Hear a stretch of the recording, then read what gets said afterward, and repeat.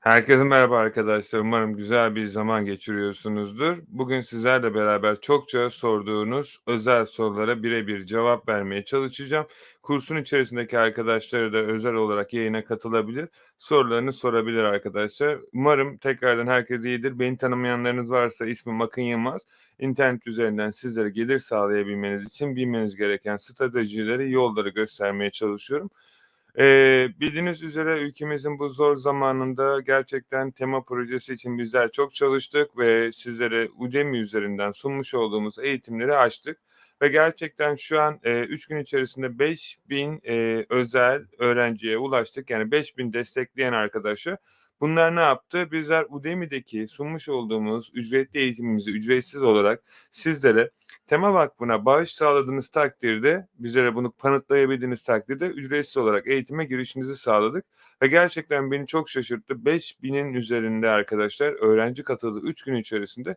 Katılan ve destek olan bütün herkese, bana özelden birebir yazmış olduğunuz tüm sevgi dolu mesajlar için hepinize ayrıyeten çok teşekkür ederim arkadaşlar. Yetişemedim 5.000 kişiye 2-3 gün içerisinde mesaj atmaya çalıştım elimden geldiğince işlerimin arasında.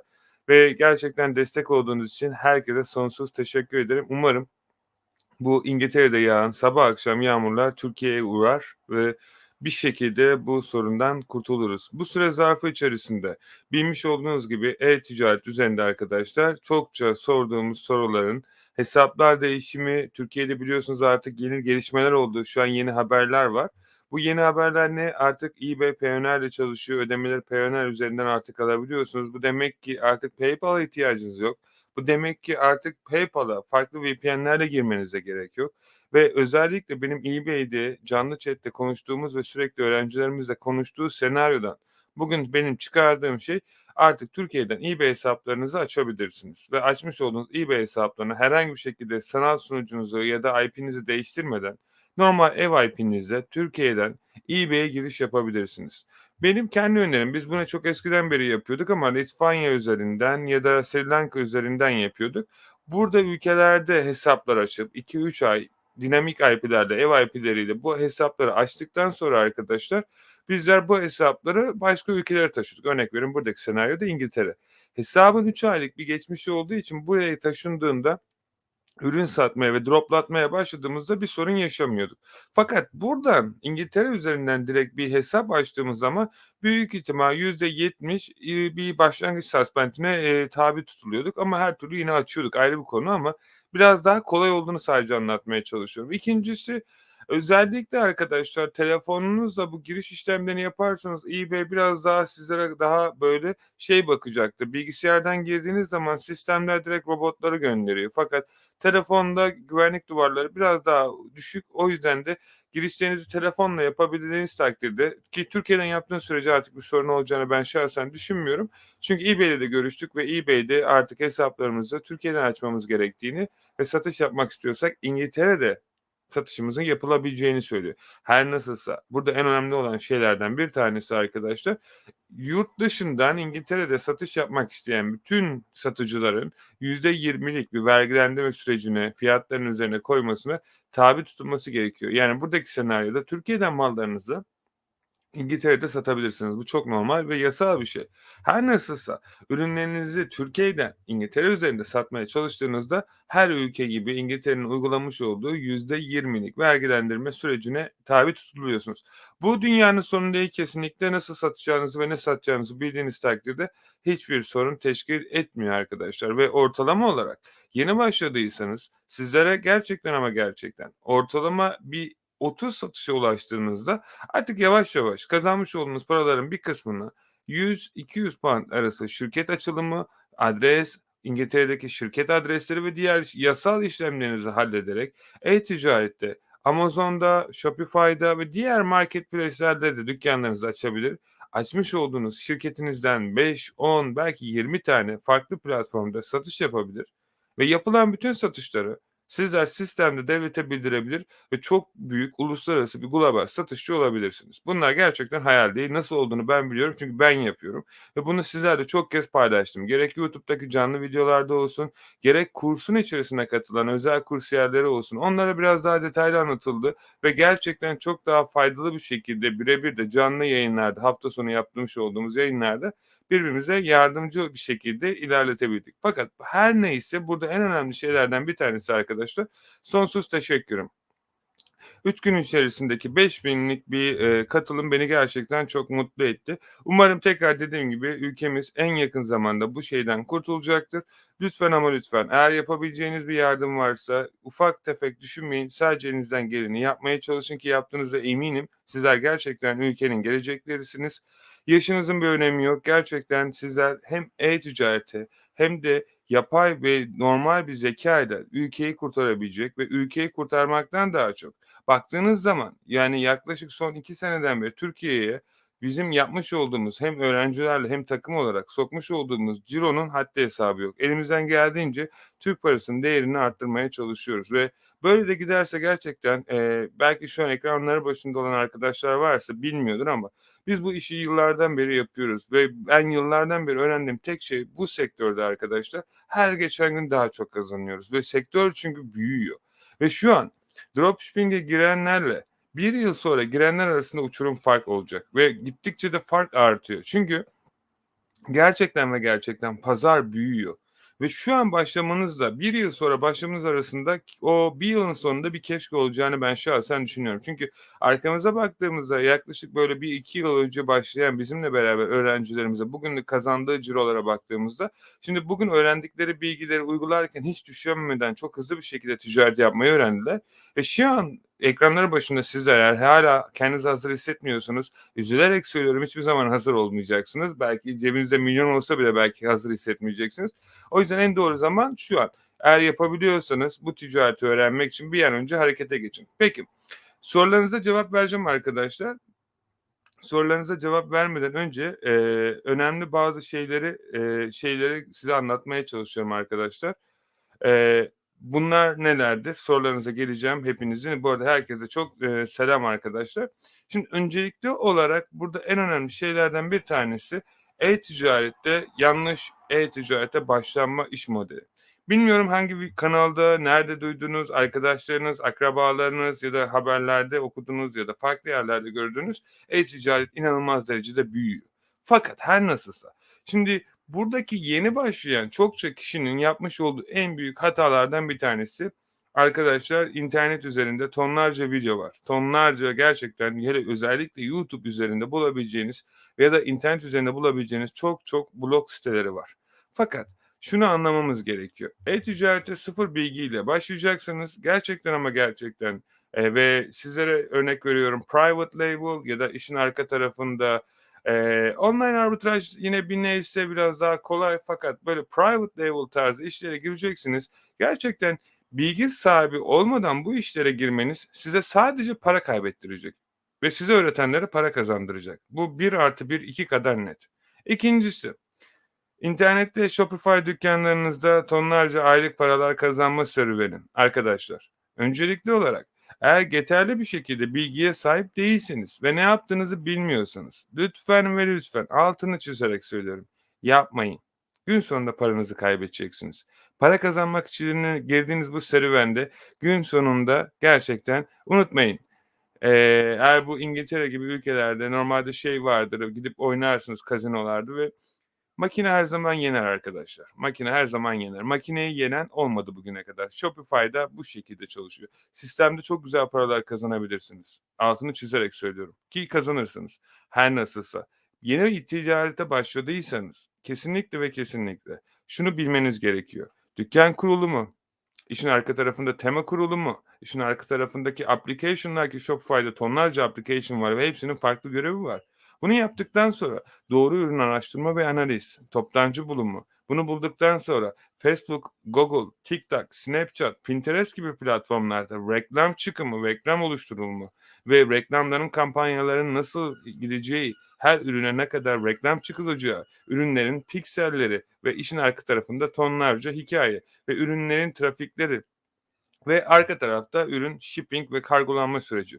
Yani buradaki süreçte anlatmaya çalıştığım şey arkadaşlar, cebinizden para çıkacak ve gerçekten bir başlangıç seviyesindeyseniz, internette gördüğünüz videolar gerçekten sizin hoşunuza gidiyorsa, ki gitmesi lazım çünkü çok albenisi yüksek konuşuluyor ve gerçekten de insanlar ben de yapabilirim dedirtecek kadar basit olmasına rağmen gün sonunda e-ticarete girdiğinizde sadece onları zengin ediyorsunuz. Umarım bir ülke olarak artık bunlara uyanırız ve uyandığımız takdirde artık kendi başımıza da bir şeyleri çok basit bir şekilde başarabileceğimize ve aynı şekilde başarabileceğimize inanabiliriz. Çünkü ben baktığım zaman bu işi size öğretmeye çalışan çoğu insandan sizin daha çok zeki olduğunuzu görüyorum. Fakat aradaki tek fark onlarda ya da o tarz insanlarda gerçekten bir tecrübe fazlalığı var. Yani tecrübe fazlalığından kastım daha çok gösterme, daha çok yapma ve o süre zarfında öğreniyorlar. O yüzden benim herkese tavsiyem, eğer e-ticarete yeni başlıyorsunuz ve para kazanmak istiyorsunuz ve ciddi paralar gerçekten kazanıp kendi ekonomik özgürlüğünüzü kazanmak istiyorsanız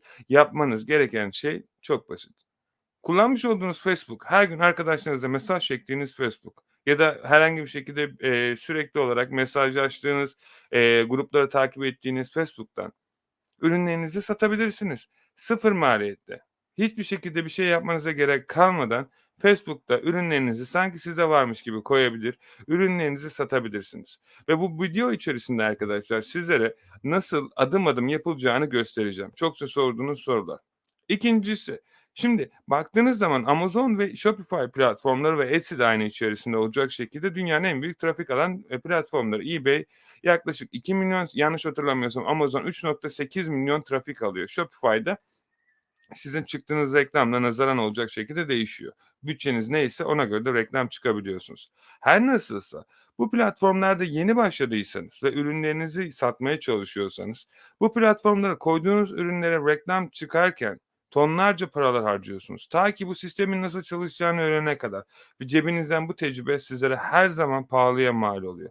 Ve gerçekten bu platformlarda nasıl reklam çıkılacağını öğrenene kadar bayağı bir para harcıyorsunuz. Ortalama olarak benim kendi kişisel eğittiğim öğrencilerden gördüğüm 500 ile 1000 pound'a yakın bir para gerçekten boşa gidiyor. Her nasılsa arka tarafta tabii ki getirisi oluyor, ayrı bir konu, ama öğrenme ve tecrübe sürecinde yapmış olduğu hatalara baktığımda böyle bir tecrübe ediniyorlar ve pahalı bir tecrübe, açık konuşmak gerekirse. Gereksiz bir tecrübe en azından benim gözümde. Fakat eBay'de ve Facebook Marketplace'te hiçbir para vermeden ürünlerinize reklam çıkabilir. Facebook'ta değil, eBay'de öyle. eBay'de ürünleriniz zaten 2 milyon trafik var. eBay kendi organik trafiğini kullanıyor. Eğer sizler hala reklam çıkmak isterseniz de eBay'de şöyle güzel bir şey var. Ürününüz satılırsa reklam parasını sizden kesiyorlar. Arada uçurum var. Şimdi benim aylardan, yıllardan ve çoğu zamandan beri bileniniz varsa neden eBay hakkında bu kadar sizlere kolay konuştuğumu anlatmaya çalıştım. İkincisi, arkadaşlar para akışı çok önemli. Cebinizde 1 milyon pound olmasının bir önemi yok. Önemli olan 1 milyon pound'u cash flow, yani para akışını sağlayabiliyor musunuz? Her ay bu parayı getirebiliyor musunuz? Asıl para orada başlıyor ve asıl konu orada başlıyor. Bunu da yapabilmeniz için arkadaşlar paranızı çok hızlı bir şekilde döndürmeniz lazım. Shopify'da, PayPal ve Stripe ya da farklı şekillerde entegre ederek paranızı 1-2 hafta içerisinde bankanıza çekerken, Amazon'da paranızı yine aynı şekilde Amazon'un ortalama olarak 2 haftalık bir paranızı düşürme sistemi ve 3 ile 5 gün içerisinde de Amazon'un kendi havuzunda parayı entegre edip sizin bankalarınıza gönderme süreci var. Yani bugün sattığınız ürün neredeyse ay sonunda parasını geri alacaksınız ve bir ay beklemek zorunda kalacaksınız ki bunu 2 platformda da yıllardan beri satış yapan birisi söylüyor ve gerçekten inanılmaz derecede cebinizden para harcamanız gerekiyor ve yatırımınızı yapabildiğiniz sürece işinizi büyütebiliyorsunuz. Eğer gerçekten cebinizde çok para yoksa sürekli olarak önünüzdeki ayı beklemek zorundasınız. Bu çok büyük bir etken. Her nasılsa eBay'de paranızı ertesi gün alabiliyor ve almış olduğunuz parayı hemen tekrar entegre ederek daha çok satıp o parayı 2 katına, 4 katına, 10 katına, 20 katına çıkartabiliyorsunuz. Ve her nasılsa tabii ki Stripe'ın artık bazı özel ayarları var. Bunu ertesi güne çektiğiniz zaman Shopify'dan paranızı hemen hızlı çekebiliyorsunuz. Fakat bazı ayarlarını yapmanız gerekiyor. Bazı rakamlara ulaşmanız gerekiyor akabinde. Her nasılsa en önemli şeylerden bir tanesi de üçüncü olarak arkadaşlar. Şimdi bir ürünü satıcı satmayacağını hiçbir zaman ta ki satana kadar bilemezsiniz. Ben çokça eğitim veren, çokça size bu işi öğretmeye çalışan kişileri çok eğittiğim için biliyorum. Çünkü onlar da size eğitmeye çalışıyor. Öğrettikleri şey 2 tane yazılım öğrenip Django kağıdı, Zik Analytics'i ya da işin arka tarafındaki diğer yazılımları. İşte, burada şu kadar rakam var, bu ürün 100 tane satıyor, al sen de satarsın gibi, artık buna Dede Korkut hikayeleri diyeceğim ben çünkü harbiden öyle. Arka tarafta satıcının hiçbir şekilde eBay'deki ya da Amazon'daki satış geçmişine bakmadan sadece bir rakama 100 tane satışa bakarak, insanlara bu ürün kesin 100 tane sattı sende de satar bilinciyle öğretilen sistemde gerçekten hem sizin zaman kaybınız olduğunu olarak görüyorum hem de para kaybı. Sonuçta onlara, belirli bir para veriyorsunuz. Yazık günah bana göre. Tabii herkes ekmeğini de yiyor, rızkını yiyor, ona da bir şey diyemem ama zaman kaybı olduğunu görüyorum bu süreçte. Ne yapmanız gerekiyor arkadaşlar? Hiçbir şey yapmanıza gerek yok. eBay'in kendi algoritmasında ücretsiz bir şekilde arayarak da kendi ürünlerinizi bulabilir ve en doğru ve en net ve en güncel sonuçlara ulaşabilirsiniz. Aynısı Amazon için de geçerli. Ki Amazon için kullanabileceğiniz size tonlarca ücretsiz yazılımı da gösterdim. Bunları da bedavaya kullanabilirsiniz. Ve son olarak arkadaşlar, bu çok ama çok önemli. Lütfen bir şeye hazır olduğunu düşüncesiyle ya da bir bilgiye sahip olduğunu düşüncesiyle başlamak istiyorsanız bu ticarete hiçbir zaman başlayamayacaksınız. Ta ki hayat size çember takana kadar. O yüzden hayatın size çember takmasını beklemeden hayatlarınızı başkalarının hayatları için yaşamayın. Bu laf çok ama çok önemli. Çünkü sizler bunu erteledikçe sizin yerinize hayallerinizi bir başkaları yapacak. Ve siz başkaları sizin hayallerinizi yaptığı sürece de sizler sadece ve sadece arkadaşlar üzülerek söylüyorum yarını beklemekle ve hayatınızı geçirmekle meşgul olacaksınız. Halbuki bugün kendi işinizi yaparken ya da çalıştığınız ücretli işi yaparken arka tarafta geceleri bir saat daha geç ya da sabahları bir saat daha erken kalkıp e-ticaret dükkanınıza uğraşsanız, Facebook'a 5 tane günlük ürün yükleseniz, eBay'e 5 tane günlük ürün yükleseniz ki gerçekten artık yazılımlarla bu benim kendi kişisel görüşüme göre 4 ya da 10 dakika arası bir süre alıyor ürün araştırma vesairesi. Bu kadar zaman ayırabilseniz gerçekten orada kazandığınız efortla kazandığınız satışlardaki parayla günlük bütün gün gidip kazandığınız paranın arasında uçurum farkının ne olduğunu göreceksiniz. Yani kendi işinize yapmış olduğunuz yatırımın değerini anladığınız zaman da gerçekten ama gerçekten arkadaşlar kendinizin e-ticarette nasıl başlaması gerektiğini gece gündüz araştıracaksınız. Ben çokça görüyorum bana özelden yazan arkadaşları. Ben şeyi hiç unutmuyorum. Maaşlı çalıştığım yıllar öncesindeki zamanda, eBay'de satış yaparken çok büyük ve güzel bir ürün buldum arkadaşlar. Bu üründen yaklaşık 100'ün üstünde sattım ve gerçekten inanılmaz derecede kâr marjı yüksekti ve bu para üründen yaklaşık yanlış hatırlamıyorum ama o zaman çalıştığım işin bir yıllık parasını kazandım ve bir günde kazandım ve baktığım zaman oturup neredeyse ağlayacak kadar gözlerim doldu ve kendime şunu sordum: 365 gün ben çalışıyorum ve karşılığında almış olduğum para bu ve ben bunu bir günde kazanabiliyorum artık ve bunun nasıl yapılacağını biliyorum. Peki, ben bunu hayatımın sonuna kadar her gün böyle yaparsam ömrümden 364 gün her gün kazanırım ve istediğim şeyi yapar, istediğim şekilde yer, istediğim yere gider, istediğim şekilde eğlenirim ve hep de öyle oldu dürüst konuşmak gerekirse o günden sonra. Yani bunu siz de yapabilirsiniz. Çünkü sizin hiç kimse değerinizi sizden başka kimse bilemez. Size günlük bir saatte bir para verilemez. Çünkü sizin değeriniz yok. Siz değersizsiniz, paha biçilmezsiniz. Hepiniz gerçekten öyle. Zehir gibisiniz. Fakat içinizdeki cevheri daha bulamıyorsunuz ya da etrafınızdaki insanlar size başaramayacağınızı söylüyor. Halbuki herkesin bir yeteneği var. Herkesin e-ticarette yeteneği olmak zorunda değil. İnsanların anlamadığı şey bu.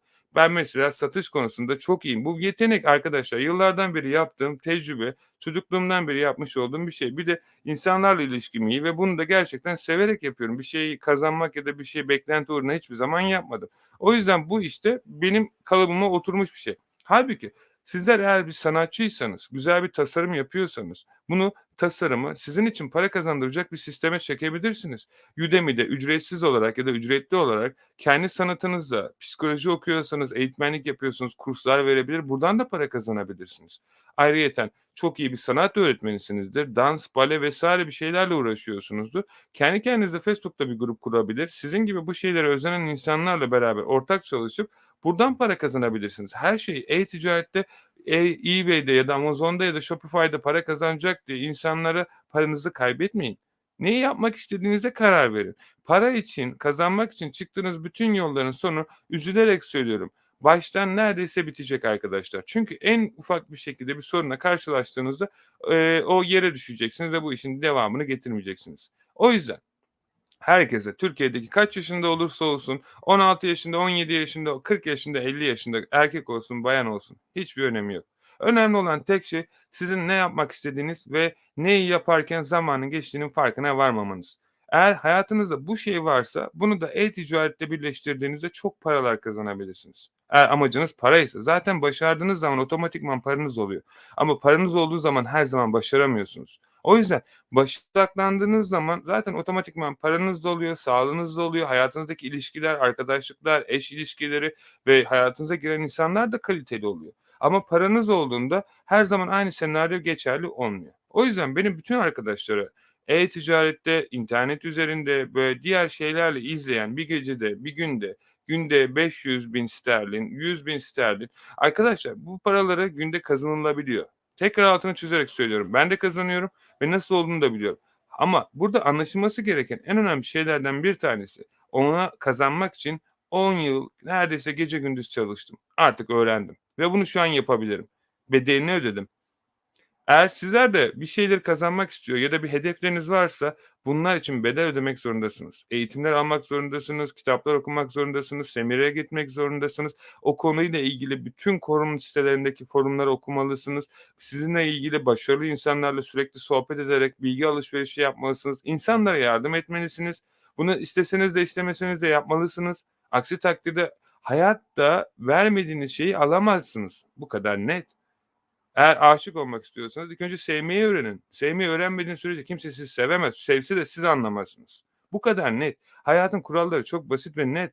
Hâlbuki bizim kafamızı karıştıran etrafımızdaki vampirler.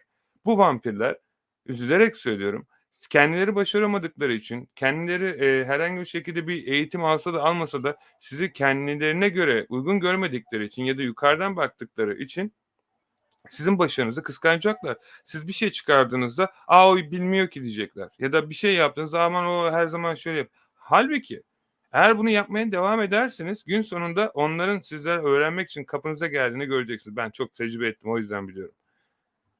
Ben yıllar boyunca, hani, arkadaşlarıma çok eski zamanlarda ve muhabbet ederdik. E-ticaretten çok iyi para olduğunu ve çok iyi işler yaptım. O sırada bir çalıştığım işim vardı. O, işte, süre zarfı içerisinde, hani, gerçekten bu işten çok para kazandığımı ve çok iyi şeyler yaptığımı söylüyordum ve sürekli de çalıştığımı da görüyorlardı. İşten sonra o işlerle uğraştığımı da çok iyi biliyorlardı ve çokça uzun süre boyunca benimle, ufak tefek, laflı çaplı da olsa güldüler, kıkırdılar. İnternetten 2'nci el kitap mı satılır, internet üzerinden kitap kim alır, hangi, gerçekten insanlar buna para verir mi 2'nci el? Ve ben, işin komik yanı onlara 100-200 pound'a sattığımı söyleyince daha çok böyle komik gülüyorlardı ve, bayağı bir uğraştım. Neredeyse bir yıl boyunca onlara bu durumu anlatmaya çalıştım ve bir yılın sonunda gerçekten bir gün, bir ciddi bir muhabbet yaptım artık çünkü onların, şeyine de dayanamıyordum. Bir yerden ben de ciddiye almıyordum onları ama artık, hani, baktım durum gerçekten baş edilecek gibi değil ve o gün şunu öğrendim. Dedim ki arkadaşlar bakın anlıyorum. Belki inanmıyorsunuz, belki inanıyorsunuz. Umurumda değil. Ben ne yaptığımı biliyorum ve nasıl yaşadığımı ve neler kazandığımı da biliyorum. Ama dedim eğer gerçekten görmek istiyorsanız açtım Amazon hesabımı, yaptığım satışları gösterdim, kazandığım parayı nasıl yaptın? Tek sordukları soru o ve bir yıl boyunca peşimde benimle çalışmak için dolaştılar ve ben o gün şunu öğrendim. Keşke bunu bir yıl önce yapsaydım. Yani insanlar sadece görmek istiyor arkadaşlar. Ben bir yıl boyunca işin nasıl yapıldığını anlattım, işin nasıl kurulacağını anlattım, onların nasıl yapacağına kadar anlattım. Hiçbiri beni dinlemedi ve ya da dinleyenler varsa, "A, tamam, tamam, tamam, tamam." Şimdi eğitimimi 200 pound'a alıyorlar. O zaman ben bedavaya anlatmıştım. Ama hiçbiri dinlemedi. Çünkü niye biliyor musunuz arkadaşlar? Başarı böyle bir şey. İnsanlar gerçekten görmek ister. Ve ben o zaman o satışları, kitapları sattığımı gösterdiğim zaman gerçekten dengeleri bozuldu. Nasıl yaptığımı sordular, soruştular ve ben bir yıl boyunca onlara bunu her gün anlattığımı söyledim. O yüzden insanların ne dediğine bakmayın. Önemli olan sizin ne gördüğünüz ve kendinizi neye layık gördüğünüz. İnsanlara bir şey ispatlamak zorunda değilsiniz. Türkiye'deki insanların da zaten özellikle Azerbaycan ve diğer ülkedeki insanların yegane sorunu insanlara bir şey ispatlamaya çalışmak. Benim arabam var, benim helikopterim var, benim evim ve yatım var. Bunları alabilirsiniz. Bunlar o kadar bir şey değil ki arkadaşlar. Önemli olan o kaliteye sahip olabilmek. O yüzden, hani, insanlara bir şey ispatlama çabası bence benim yıllardan beri öğrendiğim şey. Ben yemek yerken böyle tutup da, böyle bütün yemeği fotoğrafını paylaşmak bana göre şey geliyor, görgüsüzlük değil tabii ki herkes paylaşabilir. Bu çok normal bir şey ama şöyle bir şey var, aç olan insan ancak bunu yapar. Tok olan ya da karnınız tokken böyle şeyler yapmazsınız. Ben hiç bugüne kadar Bill Gates'in arabam, işte, uçağım burada, evim burada ya da ne bileyim, dünyanın en zenginlerinin şey olarak baktığınız zaman yenilenme sırasında, tutup da Elon Musk'ın ben yeni bir uçak aldım, işte, uçakla beraber fotoğrafım ya da herhangi bir şekilde, eee baktığın zaman, işte, şu an dünyada kim var? Bill Gates var. Warren Buffett'ın herhangi bir şekilde ki Warren Buffett bunda çok güzel bir örnek gerçekten. Uçak Amerikan filosunun sahibi. Coca-Cola'nın da sahibi. Şey olarak, hisse olarak çok fazla. Kendisi eski bir arabayla eski bir evde yaşıyor. Yani koskoca Amerikan filonun sahibi arkadaşlar. Yani dünyanın en büyük uçak firmalarından bir tanesinin sahibi. Ama buradaki olay şu işte, bakış açısı. Yani bir şey ispatlamaya ihtiyacınız yok insanlara. Tadını çıkartın sadece. Bu olan şeyleri paylaştıkça gerçekten değeri kaçıyor, anı kaçıyor. Siz anın tadını çıkartın. O bakış açısına sahip olduğunuz zaman zaten hayatınızda her şeyin bir anda nasıl değiştiğini ve ne kadar daha çok kazandığınızı ve hayatınıza giren güzel şeylerin nasıl da bu kadar basit bir şekilde girebileceğinin farkına varamıyor olabiliyorsunuz. Özellikle yeni başlayan ve üniversitede okuyan arkadaşlar, altını çizerek söylüyorum. Okuduğunuz sistemde 4 yıllık süre zarfı içerisinde mezun olduktan sonra mezun olmayan birisinin altında, emrinde çalışacaksanız gerçekten okuduğunuz şeyi bir sorgulayın. Ben burada herhangi bir şekilde kesinlikle üniversiteye gitmeyin demiyorum. Bu da yanlış anlaşılmasın. Okumak, okumak, okumak çok önemli. Ama neye inancınız olduğunu ve neyi severek okuduğunuza gerçekten emin olun. Yani 4 yıllık üniversiteyi bitirdiğinizde ya da 6 yıllık tıp fakültesini bitirdiğinizde, ben tıp fakültesini bitirdim bir de şimdi gideyim, doktora yapayım ya da doktora o da ayrı bir konu olabilir ama tutup da ben gideyim, bir de mühendislik okuyayım demeyin arkadaşlar. Çünkü ben 2 tane üniversite sürecinden geçtim ve o süreçlerde bütün arkadaşlarım yanlış hatırlamıyorsam belki hâlâ okuyan arkadaşlarım bile olabilir yani. Biz 19-20 yaşlarında herhâlde bitirdik üniversite zamanlarını. Zaten 22'sinde de Litvanya'ya taşındım. Baktığım zaman arkama hâlâ okuyan arkadaşlarım olabilir yani. Yani herhâlde kız kardeşim hâlâ okuyor. O da onlardan bir tanesi. Yani anlatmaya çalıştığım şey arkadaşlar, bu süre zarfı içerisinde okumak kötü değil. Fakat ne için okuduğunuzu bildiğiniz ve bunu ne için yaptığınızı anladığınız sürece anlam ifade ediyor. Yoksa okumak için okumayın. Çünkü zaman kaybediyorsunuz ve her kaybettiğiniz zaman size yarın başkası için çalışacak, gerçekten kötü bir, gün bırakıyor. Çünkü şöyle bir şey var, bunun değerini ne zaman anlayacaksınız? Bu dediklerimi eğer kafanıza taş düşmeden anlayacaksanız şöyle: bakın evlendiniz ya da bekâr yaşıyorsunuz, hiçbir sorun yok. Ailenizde ya da belirli sorumluluklarınız olacaktır diye düşünüyorum ister istemez. Kendiniz tek bile yaşıyorsanız belirli sorumluluklarınız var ve bir şeyler geldiği zaman hayatınıza arkadaşlar şöyle durumlar söz konusu oluyor. Çocuğunuzla biraz daha fazla vakit geçirmek istiyorsunuz. Örnek veriyorum, benim 8 yaşında bir tane çocuğum var ve gerçekten mükemmel zaman geçiriyorum. Çok seviyorum onu. Herkes de sever kendi çocuğunu diye düşünüyorum ama, onunla geçirdiğim zaman çok kaliteli ve ben bunu gerçekten mümkün olabildiğince kaliteli geçirmeye çalışıyorum. Fakat işe gideceğim zaman o şeyi bırakmak zorundayım ve hayatınız boyunca bu eşiniz de arkanızda olabilir, anneniz de babanız da. Bu gittiğiniz iş ne için? Para kazanmak için. Eğer para kazanmayı çözebilirseniz o işe gitmek zorunda değilsiniz ve bunu daha iyi yapabilirseniz hiçbir şey yapmak zorunda değilsiniz. Onlar sizin için çalışacak. Burada arkadaşlar aklınızı kullanmanız gerekecek. Çünkü başka insanların akıllarını kullanarak bazı şeyleri becerebilir ve yapabileceksiniz. Türkiye'de nerede olursanız olun, İngiltere'de benim yıllar öncesinde bu işi yapmamın sebebi İngiltere'de 12 kat daha fazla para kazanıyorduk. O zaman 5 katıydı, şimdi 12 katı. Türkiye'de 12 tane akım var arkadaşlar. Türkiye'de 12 tane akım çalışıyor ve kendi işimi yapmaya başladığım zaman o 12 tane oldu 120 tane ve her gün üzerine koyarak ilerlemeye çalışıyorum. Yani bunu sizler de yapabilirsiniz ve bunun için İngilizce bilmenize gerek yok ya da şöyle bir şey var. Bakın ben gerçekten bir dili çok hızlı anlayabiliyor ya da istediğim enstrümanı çok rahat bir şekilde çalabiliyorum. Bu konuda herhâlde çok yetenekliyim yani en azından, çocukluğumdan beri böyle bir yeteneğim var. Bir enstrüman elime aldığım zaman çok rahat 5 dakikada çalabiliyorum. Ne olduğunun bir önemi yok. Ya da bir dil öğrendiğimde çok hızlı bir şekilde 2-3 ay gibi süre içerisinde konuşabiliyorum bu dili. Ve bu benim beyin yapımla alakalı. Ben çünkü ezber gerçekten çok kuvvetli olan bir insanım ve bunu her şeyde uyguluyorum. Bir sistem var çünkü. Öğrenmenin bir sanatı vardır. Gerçekten ve gerçekten. Arzular, kokular, renkler bu apayrı bir konu. Hatta benimle aynı gün doğan, benden 10 yaş büyük olan bir tane, kitap yazarı, sanırsam Gökyüzündeki Bulutlar diye bir çocuk, yaklaşık bir hafta süresi içerisinde, Finlandiya dünyanın en zor dili ve gidip onu öğreniyor. Finlandiya'ya gidiyor, canlı yayında konuşuyor. O çocuğun kitabını okumanızı tavsiye ederim. Gerçekten adını hatırlamıyorum çocuğun ama inanılmaz derecede güzel bir kitap. Kesinlikle tavsiye ederim ve aslında öğrenmenin sistemini ne kadar beyninize kodladığınız takdirde kolay olduğunu size gösteriyor ve gerçekten e-ticarette böyle. Yani insanları zengin ederek zengin olacağım diye gittiğiniz bu yoldan artık sizi uyandırmak istiyorum ve tüm kalbimle özellikle bu Türkiye'nin yaşadığı zor zamanlarda bu şekilde eğer biz bu mantaliteyle ilerlediğimiz sürece üzülerek söylüyorum, Türkiye gerçekten ilerlemek yerine bu şekilde yerinde kalacak. Çünkü şöyle bir gerçek var. Sizler neler yapabileceğinizi ve neler başarabileceğinizi bilseydiniz bugün geçen her gününüz için üzülürdünüz. Fakat ben sizin üzülmenizi değil, artık bir an önce başlamanızı istiyorum. O yüzden bugün baktığım zaman Udemy'de 45-50 bin tane öğrencimiz olmuş. 154 farklı ülkede. Çok onur verici ve çok gurur verici bir şey. İnanılmaz derecede güzel yorumlar, inanılmaz derecede güzel feedbackler ve puanlama şeyi verilmiş. Arkadaşlar bu insanların hepsinin hayatına dokunduk ve bu dokunduğumuz insanlar çoğu artık kendi kişisel olarak ve finansal olarak özgürlüklerine sahip, inandıkları hayatları yaşıyorlar. Bana özelden atmış olduğu fotoğraflar.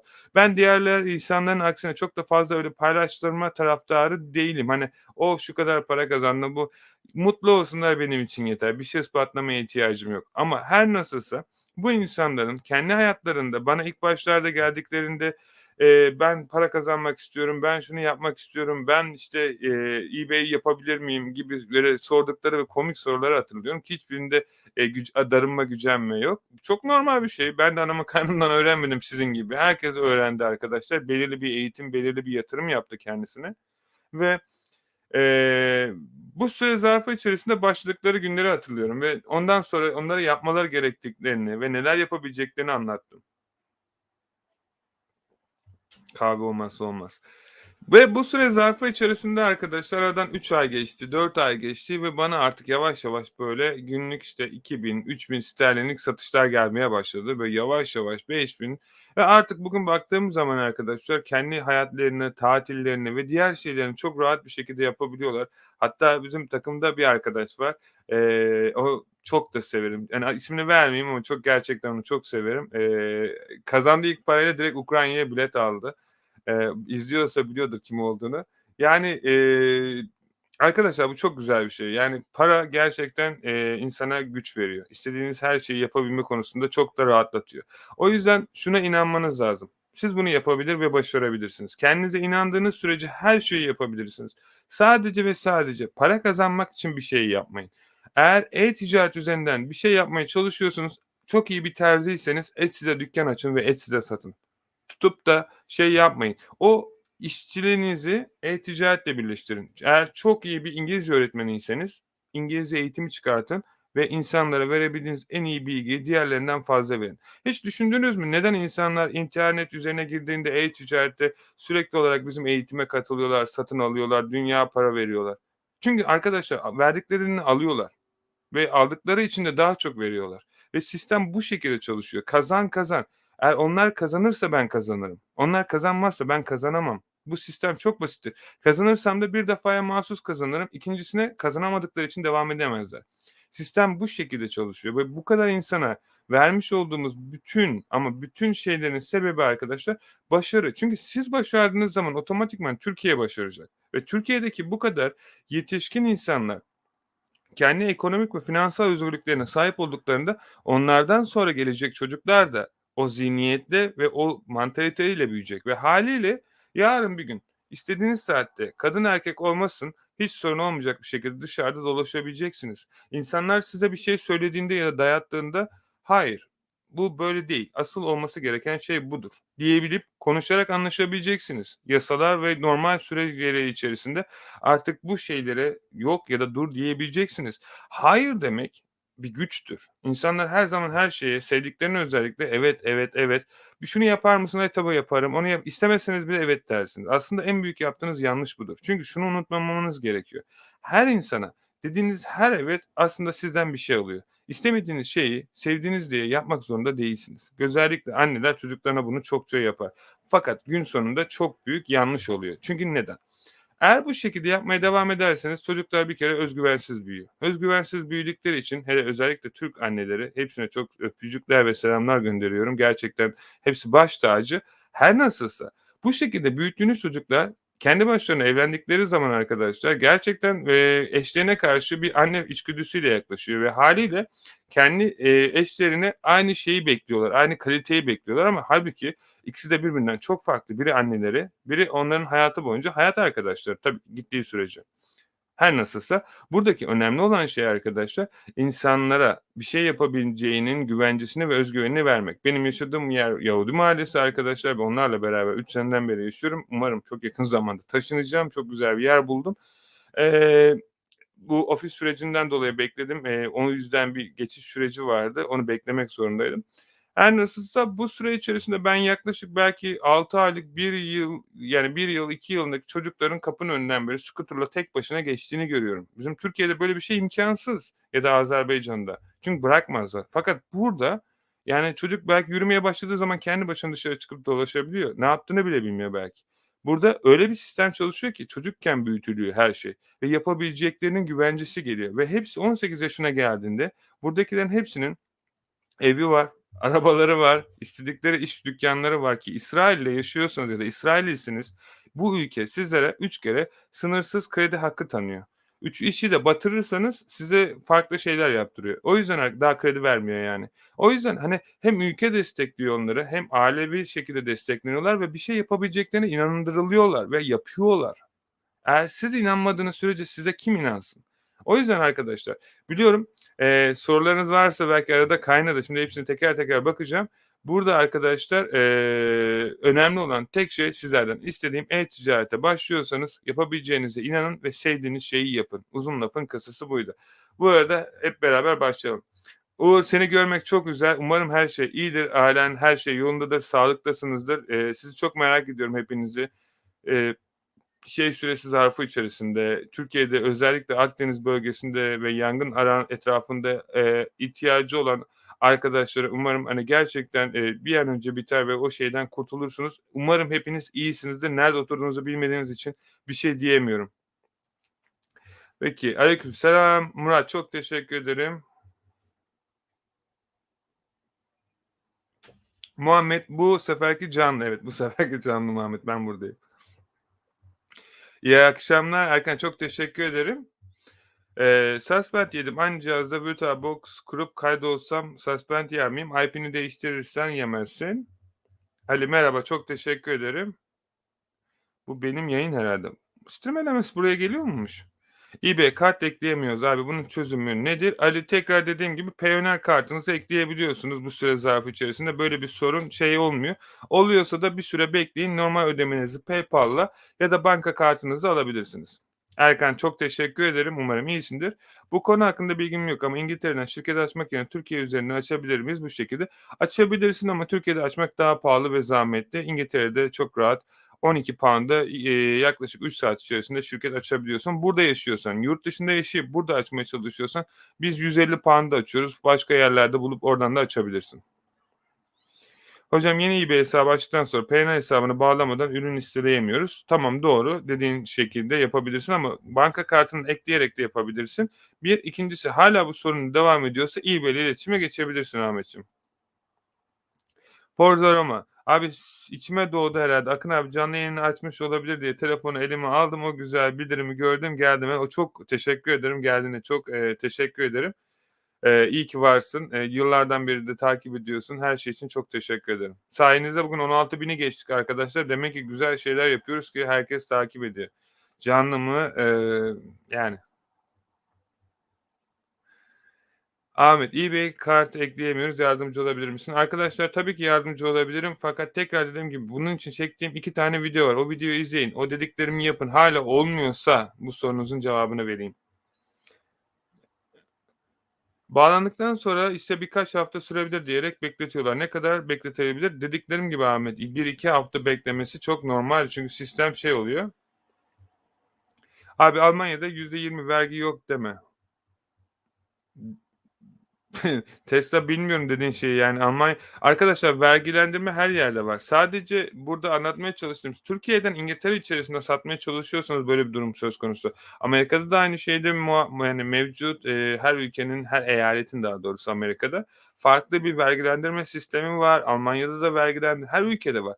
Sadece İngiltere özellikle ağırlıklı olduğu için ben bunu söylüyorum. Bilen yok mu? eBay kartı nasıl onaylatacağız? Arkadaşlar anlattığım o videoyu izlerseniz eBay kartınızı nasıl onaylatacağınızı görürsünüz. Hatta sizinle beraber bir eBay hesabı açarız, nasıl olduğunu görürsünüz.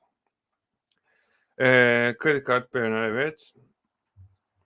Abi merak ettiğim Suspend yedik. O bilgisayar yurt dışında açtığımız şirket çöp mü oldu? Hayır tabii ki çöp olmadı. Öyleyse Suspend yeni hesapta birden fazla PC'den yani telefon kullandıysak hepsi gitti mi? Şöyle bir durum söz konusu Murat. Hani ne yaptığını bilemediğim için doğru bir şey söyleyemeyeceğim. Çünkü ne yaptığını göremiyorum ve hani ihtimaller üzerine konuşmak istemiyorum. Sadece eBay'i ara, şirket bilgilerini onlara ulaştır. Büyük ihtimal %80 hesabını açacaklardır. Bence şu an kapanmış olan hesabını açtırmak için uğraş. Merhaba Abdülmecit, selamünaleyküm, aleykümselam canım. Seni görmek çok güzel. Hep beraber daha çok kazanıp daha çok kazandıracağız sayende, öncülüğünde. Tabii kesinlikle Abdülmecit, bu zaten bizim, yaşam amacımız, en azından benim ve hep beraber başarırken sizi görmek kadar güzel bir şey yok açık konuşmak gerekirse. Ürün listelemek istiyorum, kart bilgilerini istiyorum ama kartım onaylamıyor. Ali, gerçekten bilmiyorum neden böyle bir sorun yaşıyorsun. Mehmetciğim, merhaba, umarım iyisindir. Bütün kartlar eklenmiyor. Payoneer ile. Arkadaşlar ben bir tane video paylaştım. Lütfen o videoyu izleyin. Orada her şeyin neden olmadığını anlatıyorum zaten. Kart bilgileriniz, bankalarla vermiş olduğunuz bilgiler aynı değil, aynı uyuşmuyor vesaire vesaire. Linkler koydum. O videoyu izleyin. Büyük ihtimal sorunuz çözülecektir zaten. Şimdi hepsini anlatmak istemiyorum. Çünkü orada Martı'nın canı sıkılmış.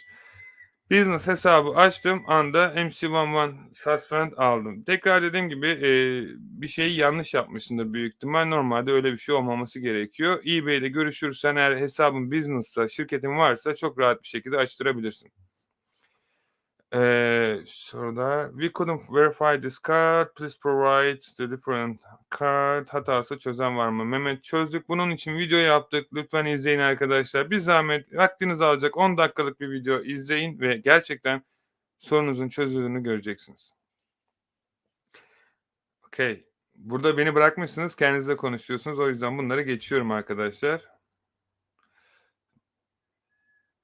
Muhammed, yine tekrar hala Muhammed'deyiz. Tamam, bana soruları varsa ben buraya geçiyorum. Ahmetciğim merhaba, hoş geldin. Selam, cashback'ten yararlanmak için belirli bir satış süresi geçmesi mi gerekiyor? Hayır Ahmet, kesinlikle hayır. Sadece cashback'ten paranı alabilmek için 4 ile 8 hafta gibi bir süre zarfı içerisinde beklemen gerekiyor. Ondan sonra hesabına düşecektir. Okay. Hesapları ilk açarken Amerika üzerinden açın. Kart ekleme sorunu olmaz o zaman. Şimdi şöyle bir durum söz konusu. Bu yanlış bir bilgi. Öncelikle bunun altını çizeyim ve ikincisi olarak arkadaşlar, Amerika'da açıyorsanız şirketi, Amerika'da belirtilmiş bir adres ve diğer şeylerinde, sahip olduğunuza emin olun. Yani çoğu arkadaş zaten kafasına göre adres aldığı için, kafasına göre telefon numarası koyduğu için, kafasına göre kredi kart bilgileri koyduğu için zaten böyle sorunlar yaşıyor. O yüzden arkadaşlar her şeyi normal bir şekilde yaptığınızda kart hatası olmaz. Her nasılsa kart hatası genellikle İngiltere üzerinde yapılıyor ve İngiltere üzerinden açılan hesaplarda böyle şeyler şu anlık bir sistemin bug'ı olduğu için bir problem olabilir ama her nasılsa eBay bunu çok yakın zamanda çözeceğine ben şahsen inanıyorum. Okay. USA'den açtıktan sonra UK'ye geçiş yapabilir miyiz? Vallahi şöyle bir gerçek var arkadaşlar. Ben her zaman diyorum, eğer bir taşı ben çokça başıma geldi bu. O yüzden hiç o toplara girmiyorum. İnternet üzerinde her şeyi bilen ve her şeyi anlatan çokça insanlar var YouTube'da. Onlar anlatıyor, ve ondan sonra böyle tuhaf sorularla aynı şu an yaşadığım durum gibi böyle sorularla bana geliniyor. Bunu kim ortaya çıkardıysa ona sorun. Muhammed arkadaşımıza sorunuzu sorabilirsiniz. Supplier'lardan ürün araştırırken başka bir browser'dan araştırmak iyi ve hesabımız için daha mı sağlıklı olur yoksa fark etmez mi? Yok, kesinlikle sorun değil. Yani Ahmetciğim, istediğin hesabı kullanabilirsin. eBay bunları takip etmiyor. eBay kendi sitesine giriş çıkışları genellikle takip eder. Zaten o yüzden onları görebilir en azından. Bu şekilde yapabilirsin. Yani o yüzden bir sorun teşkil etmeyecektir.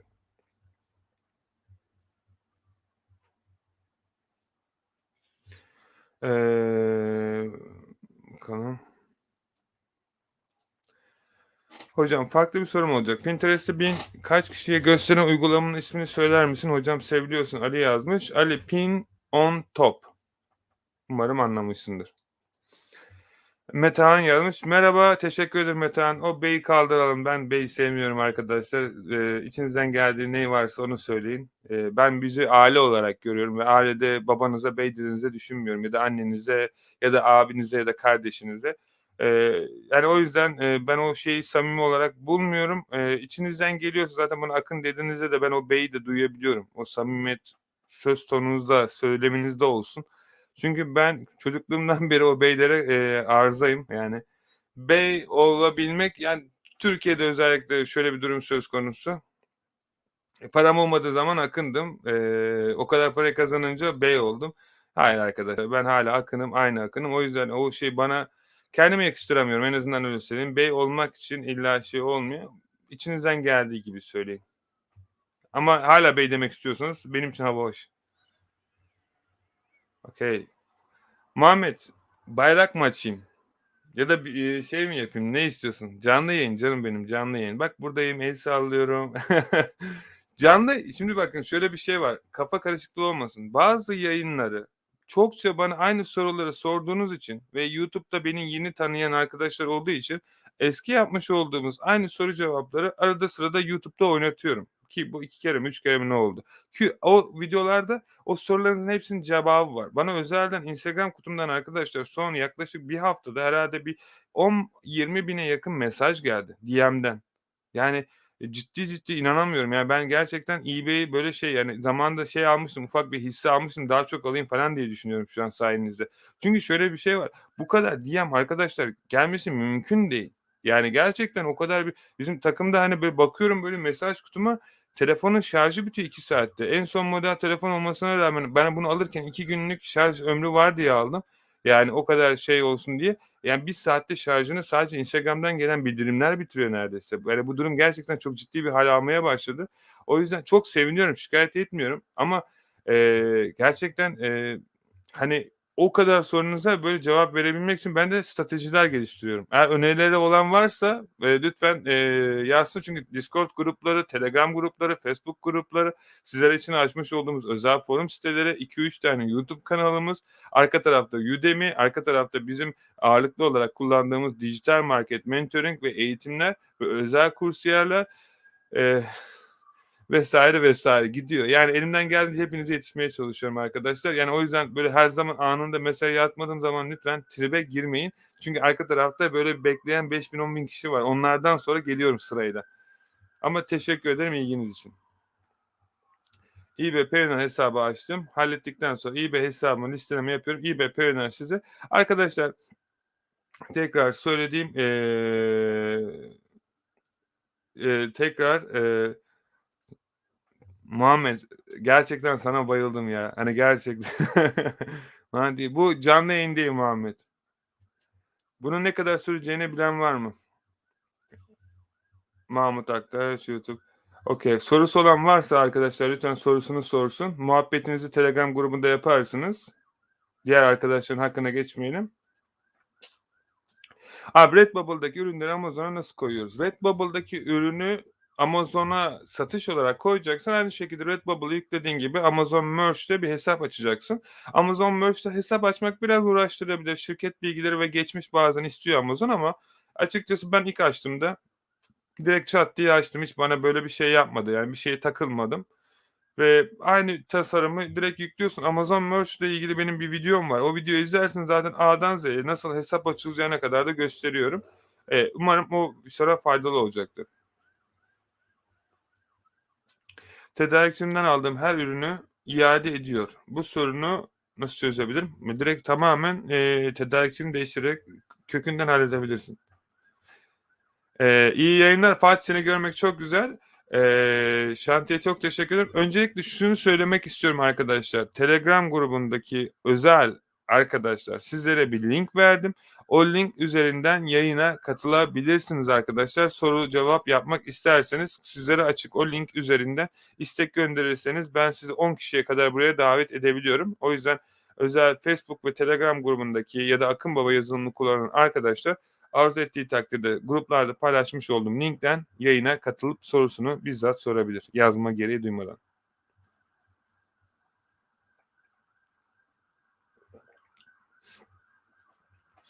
Akın Kıran okuyamadım. Akın Bravo kralsın, başaran daima haklıdır. Tabii ki, yani, bir şey ispatlamaya gerek olmadan bir sorun var. Facebook Marketplace'te hesap açtım, süper. Denetleme sürüyor. 24 saat oldu. Ne kadar sürüyor bu işlem? Yani, şöyle bir şey var, direkt hesap alabilirsin. Niye öyle şeylerle uğraşıyorsun ki? Benim ya, 10 liraya hesap satıyorlar ya da kendin de açabilirsin 2 dakikada. Açtın hesabı, direkt şey yap. Yani, normalde Facebook biraz geç çalışıyor konularda. Hani, zaman veremiyorum. Normalde 24-72 saat diyor ama, hani, hiç tutarlı bir zamanı yok. Bazen 2 hafta, 3 hafta beklettiği de oluyor. O yüzden, hesap satın alabilirsin 10 liraya. O hesaptan direkt devam edersin. Bence hiç bekleme yani, zaman kaybı. Türkiye'de bir sorun kalmadı. Dijital market mentorundaki videoları da ona göre güncelleyebilir misin? Mahmut, tabii ki güncelleyebilirim fakat şöyle bir şey var. Yapman gereken tek şey eBay'i yine aynı şekilde açıp direkt satışı yapman. Yani değiştirilecek orada bir şey yok. Sen sadece artık VPN kullanmadan da girebilirsin. Bu tamamen isteğe göre olan bir şey. Yani burada şuna dikkat etmemiz gerekiyor Mahmut. İstediğin şekilde ben her opsiyonu gösteriyorum. Orasının arka tarafındaki her şey sana kalmış. İstersen marketini Amerika'da aç, istersen İngiltere'de aç, istersen Türkiye'de aç. Yani bunun için özel bir şey çekinmesine gerek yok. Zaten yapılması gereken adım bilgilerinizi giriyorsunuz. İsminizi, soy isminizi, Gmail adresinizi eBay'e kayıt oluyorsunuz. eBay'e kayıt olduktan sonra hangi markette olmak istiyorsanız tabii ki İngiltere ise UK, Amerika ise com vesaire, Almanya ise DE ve buraya giriş yaptıktan sonra burada ürünlerinizi listeliyorsunuz. Yani burada gerçekten böyle, critical bir durum söz konusu değil ve bu şekilde satmak istediğin marketten şey yapabilirsin ve tekrar ama tekrar söylüyorum arkadaşlar, bu tamamen optional. Sizler isterseniz Türkiye'deki IP adresinizden girip hesaplarınızı 3 ay boyunca aynı IP üzerinden gidebilir ve belirli bir süre zarfı içerisinde bu hesaplarınızı İngiltere'ye taşıyabilirsiniz ve böylelikle hem hesabınız güvenli bir şekilde doğru bir IP'den geldiği için suspend yeme olasılığı sadece neredeyse yok denecek kadar azalacak. Yeni başlangıç suspend'ine bu şekilde çözüm bulacağız. Ki zaten gün sonunda yine burada açıyorsunuz. Yani bir şey değiştirmelik bir durum söz konusu değil ama bir şeye ihtiyacın olursa Telegram grubundan yaz Mahmut, her türlü yardımcı oluruz. O da ayrı bir senaryo. Ürünleri arkadaşlar şimdi şöyle bir şey var. Bu soruyu çokça soruyorsunuz. Arkadaşlar bakın, meta bilgileri demek fotoğrafların, diğer şeylerin arka tarafına sistemde gömülen şeylerdir. Bilgileri sizler göremezsiniz. Bilgileri normalde sayfanın arka tarafında backend tarafına gömülüyor bunlar. Müşterileriniz görmese de Pixel denilen Facebook'un sistemi arka tarafta o bilgileri görüyor ve yapay zeka ona göre hareket ediyor. O siz görün diye değil, yapay zeka onu görsün diye yapılan bir tek. Siz tag'i girdikten sonra sistemden kaybolması çok normal çünkü o bilgiler meta'ya gömülüyor ve YouTube ya da Google ya da Facebook algoritmaları insanlar oraya o tag'lerle ilgili bir şey yazdığında öneri olarak oraya onları çıkartıyor. Böyle çalışıyor yapay zeka.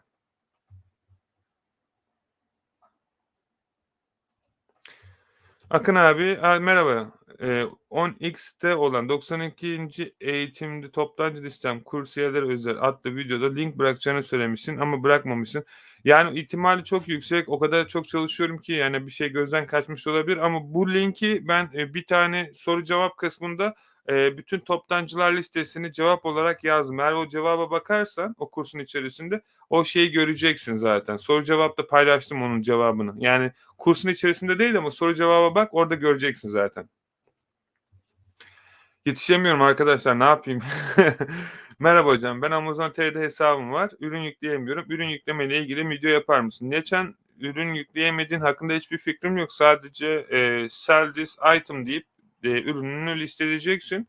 Almış olduğun sorunun ya da hatanın şeyini bilmediğim için bir şey diyemiyorum da ürün yüklemek işin en kolay kısmı Amazon'da. Yani eğer sistem hata veriyorsa ayrı. Bunu Amazon'la görüşmen lazım ya da eğer çözülecek bir şeyse yardımcı olmaya çalışırız ama her nasılsa ürün yüklemek yaklaşık yazılım kullanıyorsan 10 saniye, kendin yüklüyorsan da 2 dakika, 3 dakika süren bir şey. Yani sadece bilgileri giriyorsun. Abi sen insanların neden e-ticaret girmelerini bu kadar destekliyorsun? E-ticarette bu kadar para varsa ne kadar az kişinin bilmesi Senin için değil mi? Furkan, onu ben 10 yıl önce öyle düşünüyordum. Çünkü sebebi şu: diyordum ki her şey bana kalsın. Her şeyi ben yapayım. Açgözlü olmak hayatın boyunca sana hiçbir şey kazandırmayacak. Sen insanlara kazandırdıkça kazanacaksın, bir. 2'ncisi, paylaşmak kadar güzel bir şey yok. Paradan daha değerli, her şeyden daha değerli. Bunu anlamak için de gerçekten tecrübe edinmen gereken çok şey var ki emin ol bedelleri bazen ağır oluyor o tecrübelerin, bu 2. Üçüncüsü, şöyle bir gerçek var. Pazar büyüdükçe benim pazarım daha çok büyüyor. Ben daha çok müşteriye ulaşabiliyorum ve şöyle bir şey var, örnek olarak baktığınız zaman 100 tane kişi İngiltere'de alıcıysa bunların 5 tanesi satıcı ve sizin Türkiye'den gelip İngiltere'de satıp para kazanmanız beni daha çok mutlu ediyor. Çünkü niye biliyor musunuz? Türkiye geliştiği zaman bizim oradaki ailelerimiz, çocuklarımız, gençlerimizin gelecekleri daha çok parlıyor ve bunu başarabildiğimiz sürece bir şeylere hareket edebilir, bir şeyleri başarabiliriz.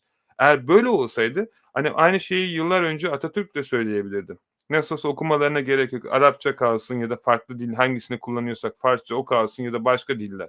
Ya da, işte, şu suyu yaptırmayalım, hayratı yaptırmayalım çünkü zaten, hani, ölen öldü, arkasını niye Bu düşünceler insanlara hiçbir şey yani, kazandırmaz. İnsanlara bu hayattan geçip gittiğin sürece arkana dönüp baktığında bir şeyler bırakman lazım. Bu insanlar kendi evlerini aldıklarında, arabalarını aldıklarında, aileleriyle beraber güzel vakit geçirdiklerinde ben arkama döndüğümde rahat yatıyorum, mutlu oluyorum, yüzüm gülümsüyor. Ne kadar çok kazanırsam kazanıyorum. Artık o tatmin etmiyor. Artık sürahi doldu, su akıp duruyor. O sürahiyi ya boşa akıtacaksın o suyu ya da paylaşacaksın. Hani, bu benim tamamen kişisel olarak sana söylediğim bir şey. Umarım bir gün dediğimi sen de yapar ve neden duyguyu hissettiğimi anlayınca nasıl daha çok yapmak için uğraştığını bakarsın. Bugün baktığın zaman Haluk Levent şu an neden konserlerini, gitar çalmasını ya da müziğini bırakıp, Antalya'da canla başla Kazakistan'dan uçak kiralıyor? Sence yapılması gereken kişi Haluk Levent mi? Ya da Demet Akalın ya da diğerleri mi?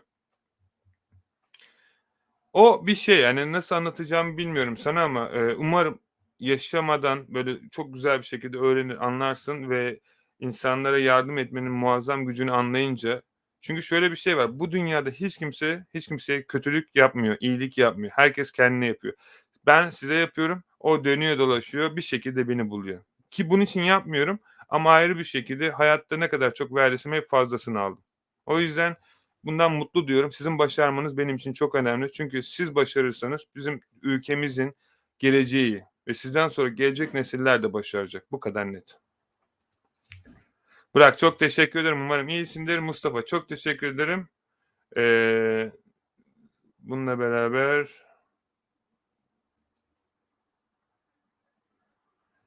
Peynirin belge doğrulama mailini göndermesi ne kadar zaman alıyor? Serhat'cığım, dediğin gibi, bu süre 2 haftaya bulabiliyor yeni bir geçiş süreci olduğu için.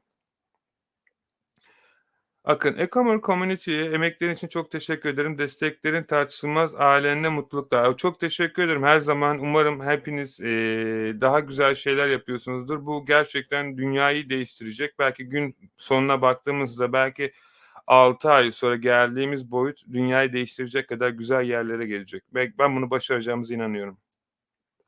Abi Manavgat'ta yaşıyorum canım. Umarım iyisindir emincim Manavgat. Bu an duyduğuma göre bayağı bir zor durumda çünkü. Dijital marketten eBay eğitimini alacağım. Bu arada Tema Vakfı'na bağışta ön ayak olmanız için çok güzel, çok teşekkür ederim. Emin, çok teşekkür ederim öncelikle, güzel dileklerin için.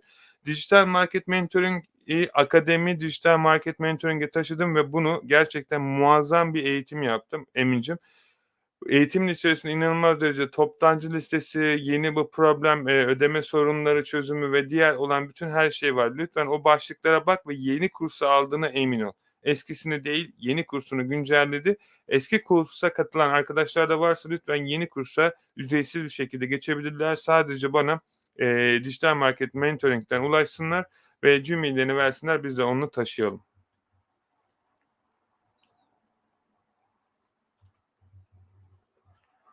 Hocam uzun süre tedarikçi Amazon'dan yapmak sıkıntı yaratır mı? Yo, ben yıllardan beri yapıyorum. Hiçbir sorun görmedim Mustafa. Bu da sana kalmış. Yani tabii ki, çok en iyi toptancı değil. Kesinlikle ve kesinlikle ama, şey de değil yani. Hocam 2 tane Udemy kursum var. Hangisini alayım? Ne fark eder? Bir de onu aldığım için şimdi geçerli mi? Saruman, sorunu anlamadım öncelikle. Benim belki 20 tane Udemy kursum var. Hangisinden bahsettiğini bilmiyorum, bu bir. 2'ncisi kursların hepsinin içerikleri var. Zaten görebiliyorsunuz. İçeriklerine girin. Hangisi sizin ihtiyaçlarınıza daha yakınsa ona katılmak istersen katılabilirsin. 3'üncüsü ne geçerli mi onu bilmiyorum, şey kısmında sorduğun soru. Eğer tema vakfı için söylüyorsan o 3 günlüktü. Ben gece gündüz arkadaşlar neredeyse uyumadan herkese bas bas hem Instagram'dan hem YouTube'dan hem diğer bütün sosyal medyalarımızdan, hesaplarımızdan bangır bangır yardım edin diye bağırdık ve böyle bir hizmet yaptığımızı, böyle bir şeyde size destek olduğumuzu belirttik.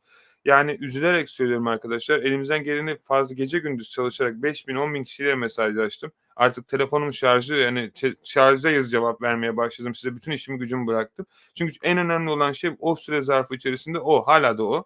Fakat, hani, bunun dışında yapacak bir şeyim yok. Yani, sizin de artık bir şekilde benim emek ettiğim kadar sizin de ekmeniz gerekiyor.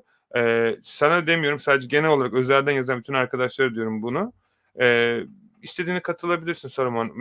Ama benim sana tavsiyem kapsamlı öğrenmek istiyorsan bu 10x, kursu bayağı bir kapsamlı oldu. Hani Amazon'da eğitim çekenler ya da eBay'de eğitim çekenler var ya, o kursu izleyin. Bir de gidin o kursları satın alın. Sonra gelin bana, yorumunuzu yapın. O kadar net söylüyorum.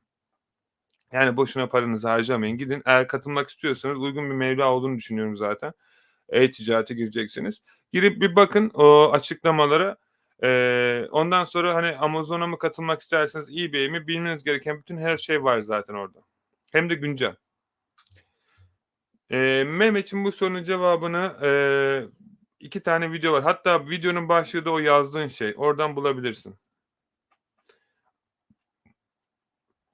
Artık herkesin hesaplarını ben yöneteceğim. Nasıl oluyormuş göreceksiniz. Katılmak isteyen var mı? Dijital Bey bu çok güzel bir yeni projemiz. Sadece, sürpriz olsun diye özellikle öğrencilerimden başlayacağım. Çok güzel bir proje yapıyoruz. Birkaç gün içerisinde artık sosyal medyalarda zaten görürsünüz. Tadını kaçırmayalım. Çok güzel olacak. O yüzden orada görünce zaten videoda anlayacaksınız. Ve gerçekten artık, bu işlerle uğraşmaya biraz vaktimi ayıracağım. Çok da hoşuma gidiyor böyle zaten hesap yönetimi. Size anlatana kadar yapmak benim 2 dakikamı alıyor. O yüzden en mantıklısı benim bu şekilde ilerletmem olacak. Onu da o videolar yakında YouTube'da ya da diğer sosyal medyalarda gördüğünüzde anlarsınız. Çok kişiye çok güzel paralar kazandıracağız. Sadece bilmen gereken bu.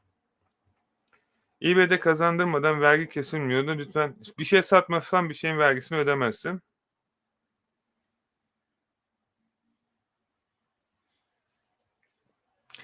Bu işler cidden çok riskli. 10-15 tane parametrenin doğru bir şekilde başarılı olduktan sonra gelir elde edeceksiniz. Boş hayallere inanmayın artık yazmış.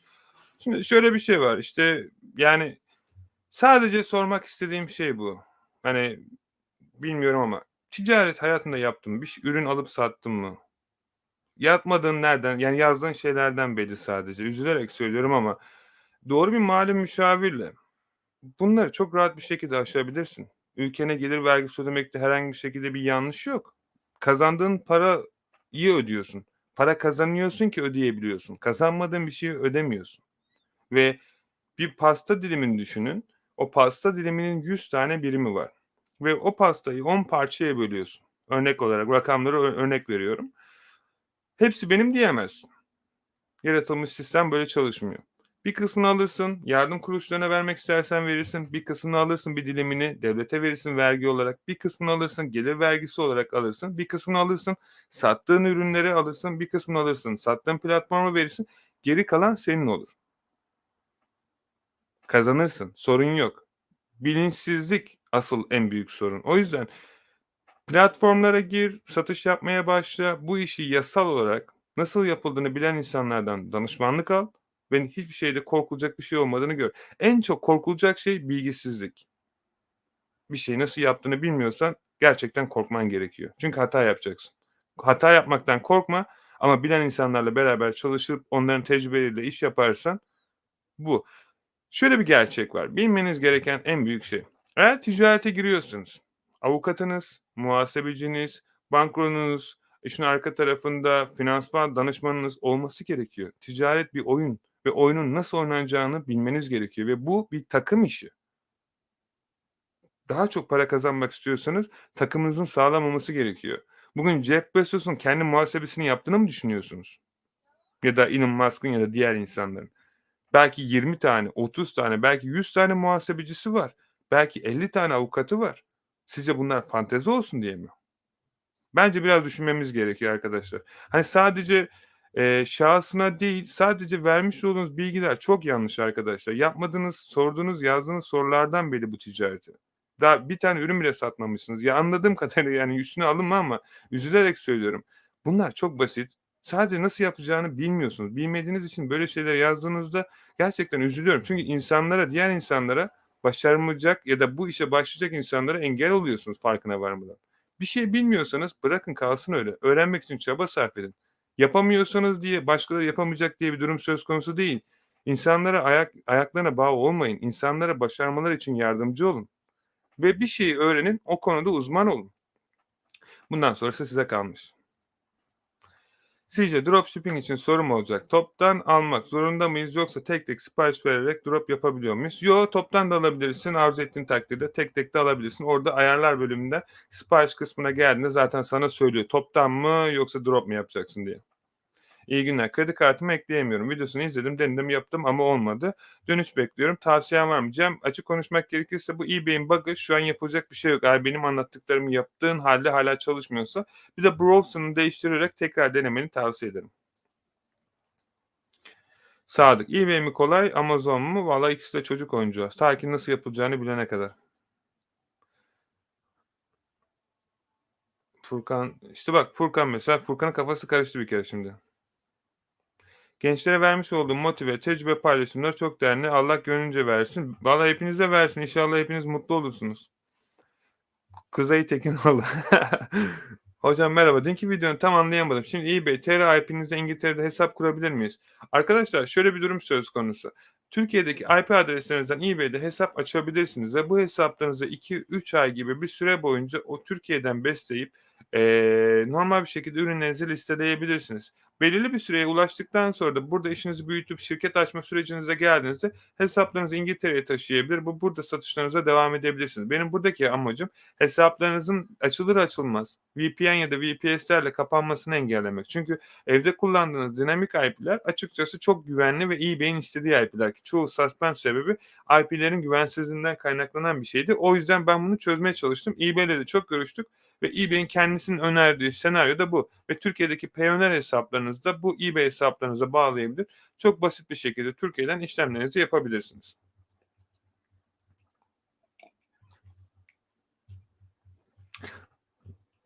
Kahve çok acıymış ya. Akın abi, e-ticarette harici grafik tasarımla ilgileniyorum. Bravo, sana helal olsun. İhtiyacım var, senin ekibinde iş yapmak isterim. Bize kattıkların ve önemli samimiyet için çok teşekkür ederim. Yusuf, ben her zaman işini gerçekten severek yapan bütün herkese kapımı açtım ve her zaman da açacağım. Samimi bir şekilde olduğu sürece.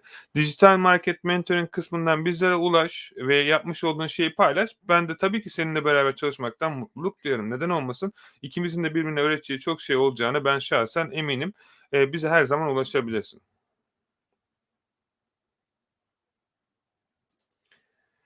Demir, Akın Bey, eBay ve Amazon için Udemy kursunu da almak istiyorum. Fakat birkaç kişi derslerin üstünkörü işlendiği alakalı yorum yapmış. Konu hakkında yüklediğiniz dersler satış yapabilmek yeter mi?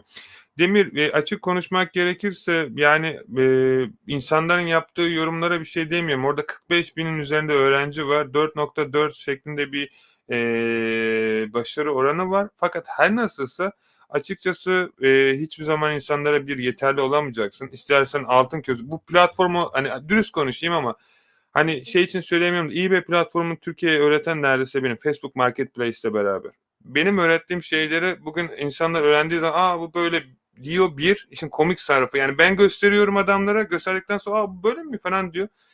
İkincisi üzülerek söylüyorum tabii ki bu işi yeni başlayan ve bizimle rakip olmak isteyen bazı arkadaşların benim o bedava verdiğim süre zarfı içerisinde kurslara girip sadece üstünkörü yapmış olduğu yorumlar. Karalama politikası her zaman olacaktır. Yoksa ağaç veren meyve taşlanır. Sana kalmış. Almak zorunda değilsin. İnanmıyorsan bence alma zaten. Sadece sana tek önerim, internete gir, Udemy'ye gir, eBay yaz. Karşına hangisi çıkıyor? Bir şey diyemem, yani, kurs al ya da alma. Ben hiçbir zaman bir şey satma taraftarı olmadım hiç kimseye. İhtiyacım da yok açık konuşmak gerekirse. Daha iyisini bulabileceğini düşünüyorsan al. Ama eğer gerçekten bu işi yapacaksan, harbiden böyle hakkıyla ben harbiden bu e-ticareti yapacağım ve bunu ömrümün sonuna kadar yapıp da bir şeyler kazanacağım istiyorsan bence ondan değil, bizim Akademi Dijital Market Mentoring'deki sayfamızdaki eğitime bak. Bu gerçekten hayat değiştirici bir eğitim çünkü. Yani öyle dışarıda satın alabileceğiniz parayla olan eğitimlerden değil, emin olun. Facebook Drop'ta CJ Dropshipping kullanıyorum diyorum ama tek tek yollayabiliyor muyuz anlayamadım. Evet, yollayabiliyorsun Murt Zayt. Abi benim hesabım suspend yedi. 3 ürün istedim suspend oldu. Listelemeden yedim açtırdım. 3 ürün istedim suspend oldu. Supervisor ile konuştum. Bana çok büyük bir risk olduğumu söyledi. Onlar öyle söyleyecek. Başka deme şeyleri yok. Yapacağın gereken tek şey biraz daha konuş. 4-5 kere mesaj at. Hala açmıyorlarsa da farklı bir tarayıcıdan ve farklı bir kullanıcıdan bilgisayarın içerisinde farklı bir IP ile yeniden hesap aç ve tekrar yapmadığın şeyi yap. Daha önce özür dilerim. Yaptığın şeyi tekrar yapma. Akın hocam yeni drop programı için ne kadar bekleyeceğiz? Abdülmecit şöyle bir durum söz konusu. Programı inanılmaz derecede kapsamlı yapıyoruz ve yaklaşık herhalde inşallah kısmet olursa bu ayın sonuna kadar yani bitirmiş olacak. Çünkü biliyorsunuz önceden program Amazon'dan alıyordu, Facebook Marketplace'e yüklüyordu. Her nasılsa şimdi Amazon'dan alıp Facebook Marketplace'e yükleyecek. Ayrıca Amazon'dan alıp eBay'e de yükleyecek. Stok takip ve işin arka tarafında diğer önemli şeyleri de koyduk. Bir panel yaptık artık. Size bu extension'ı indirmek çok yoruyordu herkesi. Herkes hata yapıyordu. Ben belki yaklaşık 30-40 kişinin bilgisayarına bağlanıyordum günlük. Beni de çok yordu. Biraz daha front end tarafında çalıştık. Front end'i bitirdik. Şimdi back end tarafında çalışıyoruz. Bazı ufak şeyler kaldı. Yani bitti ama, hani, bu şekilde size teslim etmek istemiyorum. Elimden geldiğince en güzel bir şekilde kısa sürede sizlere Akın Baba yazılımı sayesinde çok ciddi paralar kazandıracağım. Çünkü size özel bir şey alacağım. Nasıl söyleyeyim? Çok yakında, yani, bu hafta içerisinde zaten göreceksiniz. Şimdi tadını kaçırmayayım sürprizin. Eee, Özel bir proje yaptık arkadaşlar. Katılmak isteyen bütün arkadaşlar bu hafta can kulağıyla bizim yapacağımız şeyi izlesin. Gerçekten, hayat değiştireceğine ben inanıyorum. Okay. Bu niye böyle bir şey yapıyor anlamıyorum. Hocam ürün yükledikten sonra Payoneer'ı sayfama atıyor. Ödeme yapabileceğimiz bir para birimini hesabınıza ekleyin diyor. O zaman hesabınıza ekle. Bir para bağlama sorunu yaşıyorsun anladığım kadarıyla banka kartını tanıtmada. Verdiğin bilgilerin doğru olduğuna emin ol ve aynı şekilde yazıldığına da emin ol. Yani orada Akın Yılmaz yazıyorsa ötekisinde Akin Yılmaz yazmasın. Yani I'sı ık olarak kalsın ve adresi de aynı şekilde orada yazdığı gibi o bilgiler de olsun. Uyum sağlayamadığı takdirde böyle bir sorun yaşayabilirsin. Dijital marketplace'te olan eBay eğitim videolarınızın sınırlaması çok karışık gözüküyor. Eğitimi alma konusunda bu durum çok kavuşturuyor. Yardımcı olabilir misin? Valla üzülerek söylüyorum Bora, bu konuda sana yardımcı olamam. Çünkü bilmediğin şey zaten her zaman kafanı karıştıracaktır. Eğitimlere katılan arkadaşları zaten ben Telegram grubundan özel bir şekilde, takım arkadaşlarımıza sürekli her sorusuna cevap vermeye çalışıyoruz. Özel yayınlarımız oluyor, soru cevaplar yapıyoruz. Hafta sonları genellikle ben müsait olduğumda her hafta böyle 2-3 saatlik canlı yayınlar var. Yani o kurs dürüst bir şekilde konuşuyorum. Dünya üzerinde araştırıp da bulabileceğin en kapsamlı eBay kursu ve fazla bilgi hiçbir zaman zararlı değildir. Ta ki nasıl kullanacağını bilmiyorsan ki eğitim içerisinde zaten izlediğin zaman öğreniyorsun ki çok dürüst konuşuyorum. O eğitim içerisinde bir tane video var. Nasıl $500'lık ürünü bedavaya alacağını gösteriyor. O kursun yaklaşık ortalama değeri yani satış fiyatı baktığın zaman herhalde 150-200 pound arası bir şey yanlış bilmiyorsam. Eee Yani o şekilde yaptığın zaman zaten 500 puan kazanıyorsun. Hani, verdiğin kursun parasını o içerisindeki sadece bir videodan fazlasıyla kazanabiliyorsun. Kafa karışıklığı olduğu şey sadece ne yapacağını daha bilmediğin için çok normal. Yeni başlıyorsun ve çok kapsamlı bir eğitim. Yani bu şey gibi oluyor, araba kullanmayı bilmeyen birisine Ferrari'ye bindirmek gibi oluyor. Sorun değil, öğrenirsin. Çarpa göre yani o şekilde gittiğin sürece başarırsın. Eğer tekrar dediğim gibi bir şey denemiyoruz ama araştırabilirsin. Ben araştırmanı da tavsiye ederim zaten. Eee, bir şey diyemem yani, hani, bir şey pazarlamaya çalışmıyorum sana. Almak istiyorsan, başarmak istiyorsan, araştır sadece. Dönüp dolaşacağın yer zaten genellikle şey oluyor. Ya da şöyle bir senaryo oluyor. Gidiyorsun 500, 600 ya da 3.000 pound'luk kurslar alıyorlar. Hesapları suspend oluyor. Tekrar bize geliyorlar. Hesabımızı açıp, işte, şey yapar mısınız diye. Çok örneği var bende. Bir şey diyemiyorum o yüzden, hani. Kafana göre nasıl yapmak istersen. Umarım her şey gönlünce olur sadece. Facebook hesaplarınızı çoğaltırken farklı tarayıcılar kullanmamız gerekiyor mu? Evet Fatih. Hem de özel bir tarayıcı var bende. Artık canavar gibi. Onu da bu hafta içerisinde yayınlayacağımız şeyin içerisinde paylaşacağım. Konunun başını kaçırdım. PayPal kalktı mı? Arkadaşlar PayPal kalkmadı. Hala şeyde sadece eBay, PayPal yıl sonunda ayrılıyor. O zamana kadar da Payoneer'e geçti. Mart ayında Payoneer'le başladı çalışmaya. Eski hesaplara mail attı. Bugün artık sizlere de atıyor. Artık Payoneer'le de ödemelerinizi alabilirsiniz. 5 hesabım olduğu için çok büyük risk olduğunu söyledi. Ya, şimdi şöyle bir şey var, hesaplarına link yapmışsındır, nasıl yöneteceğini bilmemişsindir, farklı ya da riski yüksek IP'lerden girmişsindir, verdiğin bilgilerde bir uyuşsuzluk vardır. eBay bunları görebiliyor. Bunlardan birkaç tanesini yaptıysan 3 tane sebep olması gerekiyor. Eğer eBay bunu gördüyse, otomatikman hesabını suspendlemesi çok normal. Peki, Akın abi, şimdi benim maaşım yattı, aileme para ve vesaire verdim. Elimde 1000 TL para kaldı ama hiçbir bilgim yok. Nereden başlamalıyım? Bilgileri nereden ücretsiz öğrenebilirim? Ali, açık konuşmak gerekirse, hani, ben senin yerinde olsaydım şu anki süre içerisinde YouTube'dan ne yapmak istediğimi ilk önce karar verirdim. Elime kağıt kalem alırdım. Ne yapmak istediğimi ve nereye varmak istediğimi yazardım. Sonra yazdıktan sonra bak bugün benim 10-12 tane falan biz arka tarafta iş yapıyoruz çocuklar. Hani bilmiyorum beni bilen varsa az çok. Yani ben bugün bile normalde şeyde bilgisayarda tutuyorum da bugün bile mesela sabah 6'dan başlıyorum.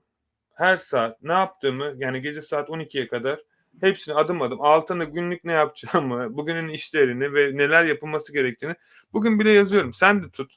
Faydasını göreceksin emin ol. Yaz ne yapmak istiyorsun? Günlük ne kadar para kazanmak istediğini yaz. Nasıl kazanacağını düşün ve neyi yapmak istediğini başla. Ücretsiz olarak başlıyorsan, para vermek istemiyorsun tonlarca eğitimlere, şeylere, Facebook'tan ve eBay'den çok rahat bir şekilde benim YouTube videolarından öğrenerek başlayabilirsin. Zaten ben herkese de bunu tavsiye ediyorum. YouTube'dan eğitimleri izleyin arkadaşlar. Yani vermiş olduğum ücretsiz videoları izleyin. Zaten o videolarda izledikten sonra zaten çoğu arkadaş para kazanmaya başlıyor. Bakın dürüst konuşayım. Benim eğitimime ya da diğer şeylere katılan bütün arkadaşlar zaten YouTube'da benim eğitimleri ya da videoları izleyip böyle canlı yayınlara katılıp ondan sonraki süre içerisinde satışı başlayıp para kazanıp o parayla da benim eğitimi alan insanlar. Yani ben çok nadirdir böyle, beni dışarıdan görmüştür de, yaptığım şeylerden dolayı almıştır. Genellikle şöyle oluyor, benim gördüğüm senaryo %70'i beni YouTube'dan tanıyan, özellikle ya da Udemy'den tanıyan öğrencilerim oluyor. İlk önce izliyorlar. "A, bu oluyormuş." diyorlar. Başlıyor, parayı kazanıyorlar ve kazandığı parayı, "A," diyor, "harbiden demek ki doğru bir şey var burada." Diyor ki, "Biraz daha yatırayım." Yatırıyor, parayı yine 2 katı, 3 katı, 5 katı, 10 katı artık ne yapıyorlarsa büyüyorlar. Ve ömrünün sonuna kadar bu bilgi onlarla oluyor. Çünkü kendilerine yatırım yapmış oluyorlar. Bu bir. Şimdi sen de öyle bir şey yapabilirsin. Kendini araştır, dene. Para kazanmaya başladığın zaman artık zaten paranı nereye yatırmak istediğini kendin seçeceksin o süre zarfı içerisinde. Eğer bir şey doğru gidiyorsa 2 katına çıkar. Ondan sonra yine 2 katına, ondan sonra yine 2 katına. Yani hep duplicate yap ve böylelikle devam et. Hedeflerini belirle. Sadece ne kadar hızlı gittiğinin çünkü bir önemi olmayacak Ali'cim. Hedefini belirle. Facebook'tan ve eBay'den başla. Para kazanmaya başladıktan sonra da artık neler yapacağına biraz daha rahat bir şekilde karar verebilirsin.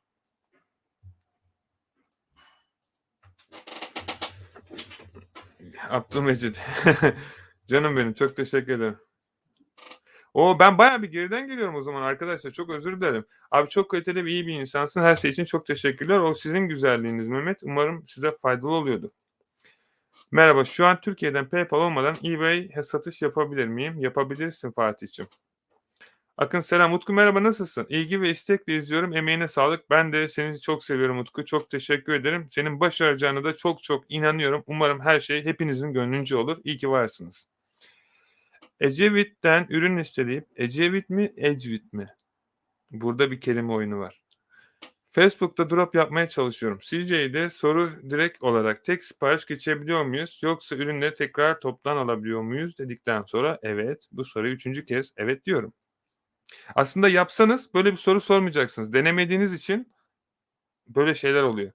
Lütfen benim Instagram, DM'imi Google olarak kullanmayın. Burada bir öneri soru sorabilirsin, sorun yok ama Google gibi, işte, alışveriş yapmaya nereye gidebilirim, yanımdaki dükkânlar bazen öyle arada sırada geliyor arkadaşlar, görüyorum. Lütfen onları Google'a yazın. Sorularınız olursa yazın bana da, yani, yakınımdaki alışveriş mağazaları diye böyle şaka yapıyorum tabii ki. Elimde sadece UK ve USA PayPal'ı ve ₺1000 param var. Nereden başlamalıyım? Ali, bak dürüst konuşuyorum. Eğer beni tanıyorsan az çok biliyorsun ben 5 centle başladım. Daha her şeyim tabii param vardı, dükkânlarım vardı, işte Litvanya'da dükkânlarım vardı, İngiltere'de burada Cambridge'de vardı. Batırdım, boşandım. Sonra hiçbir şeyim kalmadı ve cebimde £60 gibi para vardı. O da bir günlük yaşam parası ve £5'da gittim bir tane kitap aldım.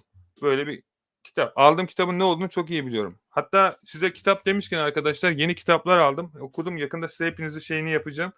Bakın okumanızı istediğim kitaplar. Eğer okumak şey isterseniz bakın $100'la nasıl? Tam senin soruna cevap. Bu kitabı oku internetten bul. $100'la başlangıç. Startup diye bir kitap.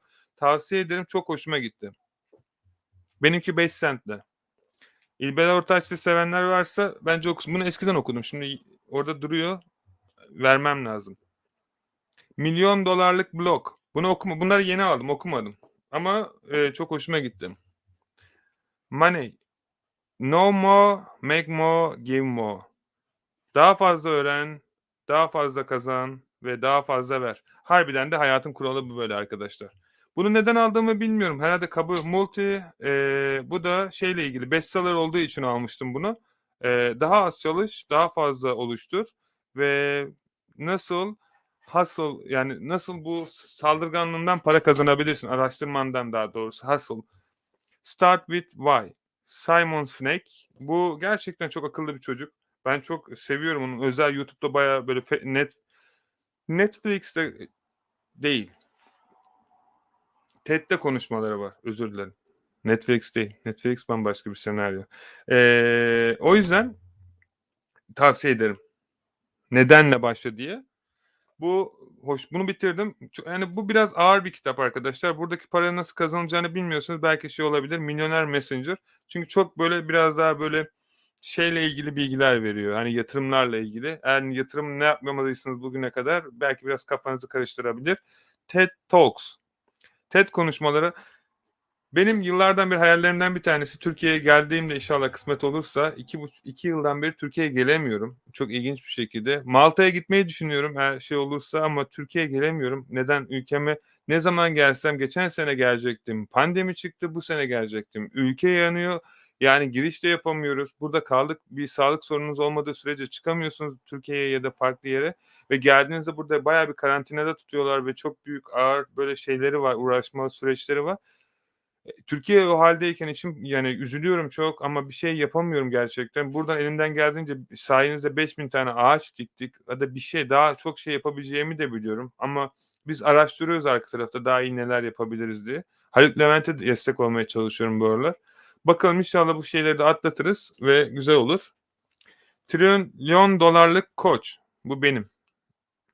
Yani bu gerçekten, merak ettim bu kitabı. Size okuduktan sonra anlatmaya çalışırım. Google How Google Works. Bunu da bana özelden yazdığınız soruları cevaplamak için kullanıyorum. Çünkü Google nasıl çalışıyorsa benim de öyle çalışmam lazım. Sizin sorularınıza yetişebilmek için. Ve son, How to Think Like an Entrepreneur. Girişimciler nasıl düşünür tarzında bir şey. Tavsiye ederim. Gerçekten mükemmel kitaplar ama ben Grant Cardone'un kitabını çok beğendim. Hepinize tavsiye ederim. 10x. Her şeyi hayatınızda 10 katına çıkartın diyor. Eğer bugün 2 milyar para kazanıyorsanız 20 milyar para kazanın diyor. Eğer bugün kız arkadaşınızda, erkek arkadaşınızda probleminiz varsa bunu 10 kat daha iyiye çıkartın diyor. Kendi kalitenizi yükselttikçe ne kadar diyor wealthy olursanız diyor, sağlıklı ve güçlü olursanız diyor, o kadar daha çok etrafınızdaki şeyler de değişecektir diyor. Gerçekten öyle. Ben kendimden biliyorum yani en azından. Kitap okumanızı tavsiye ederim arkadaşlar. Hiçbir şeyiniz yoksa o 1.000 lirayı bence abartısız bir şekilde söylüyorum. 100 lirasını falan kitaba ayır. ₺100'sını falan ticaretine ayır. Geri kalan parayı da, kendine yatır. Ne olursa olsun, ister seminere kat, kendine verdiğin bütün parayı kazanabilirsin. O kadar net söylüyorum. Ben bu kitaplara para verdim. Bu kitapları size bir şey söyleyeyim mi? Ben bu işe zaten öyle başlamıştım o işi yıllar önce. O kitabı sattığımda okumak için almıştım. Okuduğumda o kitapta "Beni sat." diyordu. Ben de kitabı sattım. Bu kadar net ve o kitabı sattığımda dünya paralar kazandım. Ben bu kitapları toplam yanlış hatırlamıyorsam şimdi geçen hafta aldım. Bir izin günü verdim kendime. Ufak bir 3-4 saat kahve molası. O sırada aldım. 40 pound'a mı ne aldım hepsini. Şimdi bunlardan bir tanesini sattığım zaman zaten 40 pound kazanıyorum. Geri kalan bütün kitaplar bana kalıyor. Onları da sattığım zaman daha çok kazanırım. Hani o yüzden, herkese tavsiye ederim. Neyse kitap molası gitsin. Akın abi 3 aydır sırf bu işe girmek için amelilik yapıyorum. Yoruldum. Üniversiteye gideceğim. İstatistik okuduğum için bu iş çok benimsedim. İyi bir eğitimini aldım. Şimdi Facebook'u da alacağım. Yunus Emre seni tebrik ederim. Bravo. Çok kişinin yapamadığı cesarete sahip oldun. O yüzden de çok kişinin yaşayamadığı başarıyı ve o tepedeyken o manzarayı göreceksin. Tek diyebileceğim şey bu. Eğitimi aldığın için değil, sadece insanların hala başarmak için beklediği o süre var ya, sen onlar beklerken amelelik dediğin şeyi yaptın. Dürüst konuşuyorum, ben, Litvanya'da domuz çiftliğinde çalıştım yıllar yıllar önce.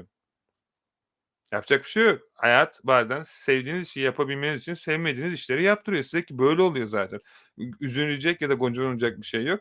Onu da yaptım. Nasıl olduğunu biliyorum ve bugün bu işleri yaparken hep o günleri hatırlıyorum ki daha çok çalışabilmek ve o günlere geri dönmemek için.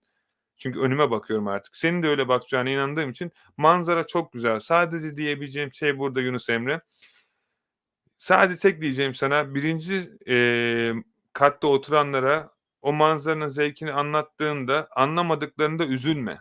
Çünkü görebildikleri şey sadece önlerindeki duvarlar. Sen güneşin doğuşunu 10. kattan, 100. kattan izle, tadını çıkar ve insanları da yanına çekmeye çalış. Bir şeyi anlatmaya çalışma. Onları yanına al, göster. O zaman anlayacaklar. Çünkü anlatmaya çalıştığın sürece zaman kaybı. O zamanı onları yukarı çekmeyle uğraş. Çıktıklarında zaten gördüklerinde kendileri de anlayacak. O yüzden sana tavsiyem yolun açık olsun. Akın kritik bilgilerden bahsediyorsun. Çok yararlı oluyor. Bu yüzden çok soru geliyordur. Mehmet doğru söylüyorsun da, hani Google gibi kullanılmak da biraz bazen şey oluyor ama umarım faydası oluyor da tabii ki. eBay hissesini almak mantıklı mı abi? Ben aldım yani bilmiyorum mantıklı mı da sonuçta inandığım şeye ben paramı yatırırım. Yani Bitcoin'e inanmıyorum. Tabii geleceğin parası ayrı bir konu ama şöyle bir şey var. Ben inandığım şeylere paramı yatırırım. Bu kadar net. Bilmediğim şey değil. Bitcoin'de para var diye bütün paranızı Bitcoin'e yatıran şeyleri düşünüyorum da Bitcoin hakkında hiçbir bilgi yok. Yani hiçbir sıfır. Olanlar için bir şey demiyorum. Olmayanlar için para var diye Bitcoin'e para yatırmak nedir ya? Yani gerçekten bu kadar, kötü bir, şey mi olur? Business tecrübesi mi olur? Yani paranızı resmen çöpe atıyorsunuz ve daha çok bizim gibilere kazandırıyorsunuz aslındaki senaryoda. Çünkü her zaman pastayı büyük balık yiyor. İnşallah bunu bir gün görürsünüz. Pasif gelir. Pasif gelir diye bir şey yok. O pasif gelir için çok çalışman lazım. Mentörlük alıp da bismillah deyip başlayacağım. İleride seni ziyaretlere de geleceğim. Her zaman çocuklar İngiltere'de yaşayan varsa ya da İngiltere'ye gelmek isteyen varsa müsaitsem lütfen bana ulaşın. Ben hepinizle buluşmaktan, konuşmaktan müsait zamanlarında altını çizerek söylüyorum. Zevk ve haz duyarım. Yani Londra'ya gelirseniz burada bir eviniz, abiniz olduğunu unutmayın ya da kardeşiniz nasıl görüyorsunuz. Akın abi Amazon'da indirimli ürünler bulabilmek için arayışa girdim. UK'de bulamadım ama USA'da 70'lere varan indirimler buldum. Linkleri bir site veriyor. Buna benzer bir site var mı? Mithat var ama sitenin adını bilmiyorum. Eğitimde ben paylaştım bunların hepsini ama gerçekten sitelerin adlarını hatırlamıyorum. Bayağı bir link var çünkü. Sana önerim şey yapabilirsin. Nice Rebate. Nice Rebate diye Nice BRT yazarsan, hatta bunun hakkında bir videom da var. O videoyu izle, ürünleri bedavaya alıyorsun. İngiltere'de, Amerika'da ve Almanya'da. O sitelerden iletişime geçebilirsin. Abi istersen indirim sitesini yayından sonra sana gönderebilirim. Benim için fark etmez ama hatırlamıyorum ismini. Yani sorun olmaz. Abi USA'dan hesabım, var. Süper. 3 yıl önce açmıştım. Amazon Dropshipping mi önerirsin, eBay Dropshipping mi? Arkadaşlar kahve gittikçe acılaşıyor. Wow. Bir de soğuyor. Şimdi şöyle bir şey var. Amazon platformunda drop yapmanızı tavsiye etmiyorum. En azından yapıyorsanız ben şöyle öneriyorum. Amazon depolarına böyle bir 10 tane ürün gönderin. Bu ürünleri gönderdikten sonra bu kategorilerle ilgili olan ürünleri listelemeye başlayın. Benim tavsiyem Amazon'da direkt drop'la başlamayın. Çok büyük hesabınıza damage yapıyorsunuz. Yani tavsiye etmiyorum. eBay'de de tavsiye etmiyorum başlangıç olarak. O yüzden 2-3 tane sizlere 2'nci el ürün listeletiyorum. Direkt drop'la başlamanız bile bile lades demeniz gibi bir şey. Beni Instagram'dan takip ediyorsunuz. Ben bu arada sırada böyle komik komik fotoğraflar paylaşıyorum. O şeyleri gördüğünüz zaman, işte, eBay'e, IP yazılım kullanan erkekler falan diye böyle cesaretli erkekler. Tavsiye etmiyorum ikisini de dürüst konuşmak gerekirse. Kolaylık olarak soruyorsan, açık konuşmak gerekirse benim düşünceme göre eBay'de çok daha iyi para kazanırsın Amazon'a göre. Sebebi şu, Amazon'da ürünü satacaksın, şey olacak, hesap oturması falan 2-3 haftada paran cebine geri gelecek. Yani bugün sattığın şeyin parasını neredeyse ay sonunda alacaksın. eBay'de ertesi gün ya da 2 gün sonra alacaksın. Hatta bugün Facebook grubunda paylaştım. Daha fazla para kazanmak ve hızlı kazanmak istiyorsan eBay tabii ki, ama tabii ki her şey sana kalmış. 18 yaşıma girmeme 2 ay kaldı. Bravo TikTok Animal TV. Başlayabilir miyim? Ödeme almanız için sistemin nedir? Yani şöyle bir şey var. Bu süre zarfı içerisinde büyüklerinden yardım alabilirsin, aile büyüklerinden, ve belirli bir 2 ay süresi zarfı içerisinde geçtikten sonra yapabilirsin. Ben 18 yaşında burada İngiltere'de, sana çocukların neler paralar kaldığını, hatta YouTube'da görüyorum bazılarının videolarını. Onları görsen ben, 16 yaşında keşke başlamışım de diyebilirsin. Çok güzel gidiyor da yoruldum. Kaç dakika oldu? 1,5 saat. Wow. Yetişebilecek miyim sorulara bilmiyorum. 2 saati devirelim, 2 saati geçmem. Ona göre sorularınız varsa sorun. Daha da şey yapmayacağım. Arka tarafta işler var çünkü. Sizlere daha iyi hizmet verebilmek için. Hocam merhaba. Payoneer onaylamadı. Kendi kartımdan alım satım yapsam sıkıntı olur mu? Tabii ki olmaz Burak. Önemli olan müşterilerine ürünlerini zamanında ulaştırabilmen. Facebook Marketplace ilan görüntülemesi neden düşük, ikinci el fotoda koyuyorum. Tekrar, açık konuşmak gerekirse Ahmet, demek ki doğru satan ürünleri bulamıyorsun, ondan kaynaklı. Yoksa normalde ben bazen bir koyuyorum, direkt ürünü listeledikten sonra 1000 tane falan görüntülenme geliyor. Doğru ürün çok önemli. Burak merhaba, Akın hocam merhaba. Akınbaba.com kayıt olamıyorum. Sanırım bir çalışma yapıyorsun. Ne zaman biter tahminen? Ben Marketplace'te affiliate başlayacağım yönlendirmenizle. Burak'cığım çok teşekkür ederim. Akın Baba gerçekten sistemsellik bir sorun yaşadı. Bir yazılımcı ile aram çok da iyi gitmedi. Gitmediği için de hesabı ve şeyi kapattım. O süre içerisinde ben arka tarafta kendi sistemimi oluşturdum. Çünkü yaptığı işi beğenmedim, açık konuşmak gerekirse. Benim yapmaya çalıştığım iş her zaman gerçekten emek verilerek kaliteli olacak bir iş. Fakat akabinde ben kendime yakıştırmadım o işi. Güzel oldu, iş gördü, ama hani öyle, Allah'a emanet bir iş yapmak hiçbir zaman benim tarzım değil. Yapacaksa hakkıyla olmalı. O yüzden bana ay sonuna kadar izin verirseniz takımla beraber, bizim IT takımıyla beraber çocuklarla çok güzel çalışıyoruz. Çok güzel bir şey çıkaracağız ortaya ve çok daha fonksiyonel olacak. Sizlerin destekleriyle de sürekli olarak yeni feature'lar ekleyeceğiz ve sayenizde tüm Türkiye böyle çok ciddi paralar kazanacak. Çünkü o Akın Baba yazılımına katılan arkadaşları ben artık böyle bir haftalık şey tarzı bir şey yapmayı düşünüyorum. Elimden geldiğince tabii ki. Bu söz değil, sadece bir şey planlıyoruz. Olursa onu da yapacağım. İnşallah ay sonu. Vergi sistemini nasıl aşabiliriz? Şirket açarak, vergini ödeyerek. Çok net. Aşılacak bir sorun değil çünkü bu. Para kazanıyorsan vergi ödüyorsun. Türkiye'de eBay hesabı varken UK'de şirket kurarak ülke hesabı açabilir miyiz? VPS kullanmak gerekli mi? Yaptığın şeyi anlamadım ya da anlatmaya çalıştığın şeyi de anlayamadım, ama Türkiye'den hesabını VPN kullanmadan açabilir. Belirli bir satışçıya ulaştıktan sonra İngiltere'de şirket açıp hesabını İngiltere'deki şirkete ya da İngiltere'deki hesabı taşıyabilirsin. Bu şekilde işlemlerini yapabilirsin. Eğer İngiltere'de şirketin varsa zaten hiç uğraşma, direkt İngiltere'de aç hesabını. Akın hocam, size normal bir soru sormuştum fakat ilettim, silindi. Demir, hiçbir fikrim yok. Ben yapmadım. Bazen, bazı kelimeler eğer spam olarak gözüküyorsa sistem göstermiyor. Sadece bilgin olsun, ama ne sorduğunu görmedim. Özelden yazabilirsin Instagram'dan. Elimden geldiğince yardımcı olmaya çalışırım. eBay'de Türkiye'den ürün koyabilir miyiz? Koyabilirsiniz arkadaşlar. Sorun olmuyor. Bugün yaptık biz hatta. Hocam 2 kişi farklı bilgisayardan aynı anda eBay hesabına giriş yaparsa suspend tetikler mi? Böyle fantezilere bence gerek yok. Tetiklemez ama yapmanız da mantıklı değil. Feyzullah merhaba, hoş geldin. Çok teşekkür ederim. Gamer Time size de merhaba. Çok teşekkür ederim. Oo, Bahadır Beyler buradaymış. Bahadır'cığım, kardeşim Allah'a emanet, seni çok seviyorum. İyi ki varsın. Bahadır da bizim takımımızın IT departmanında gerçekten gece gündüz size daha iyi hizmet verebilmek için sabahlara kadar 3 gün, 4 gün uykusuz beraber sabahlara kadar çalıştığımız, çok da sevdiğim, çok uzun zamandan beri de arkadaşım. İnşallah iyisindir. Her şey için sana çok teşekkür ederim. Okyanusu takımını çok iyi yerlere getirdiğin için. Hocam selam, suspend yediğimiz varsayalım. Bu arada bir şey söylemek istiyorum arkadaşlar, altını çizerek. Çokça kişi bana özelden yazıyor, internet sitesi kuracağım, internet siteyle alakalı ilgili problemler yaşıyorum, ürün reklamı çıkarken işte Shopify'da falan. Arkadaşlar Bahadır'la beraber yine bizim dijitalden iletişime geçebilirsiniz de Bahadır'dan mentörlük alabilir ve Bahadır bu konuda size gerçekten çok profesyonel bir şekilde yardımcı olabilir. Eğer bu şekilde sorularınız oluyorsa dijital marketten, canlı chatten yapın. Bahadır'la iletişime geçin. Bahadır size bu konuda yardımcı olur. Yani benle beraber neredeyse Bahadır da bayağıdan beri uğraşıyor bu işlerle IT tarafında. Bayağı bir size site kurmasını 5-10 dakikada yapabilir. Yani sizin belki tonlarca para vererek yapacağınız şey. Bilginiz olsun. Hocam suspend yediğimizi varsayalım. Varsayalım. Türkiye'de açtığımız hesapla bu sefer VPN ile İngiltere'de IP açarsak vergi kaçırır mıyız? Bir önerim var mı? Oradan bakınca avukat ya da muhasebeci mi gözüküyorum? Hayır, tabii ki. Şöyle bir şey var arkadaşlar. Bu tür bilgileri lütfen muhasebeciyle konuşun. Ben cevabını biliyorum ama yasal olarak bir şey cevaplama hakkım olmadığı için doğru bir şeyi, yani burada söylediğim bir şeyi herkes zaten çok can kulağıyla dinliyor.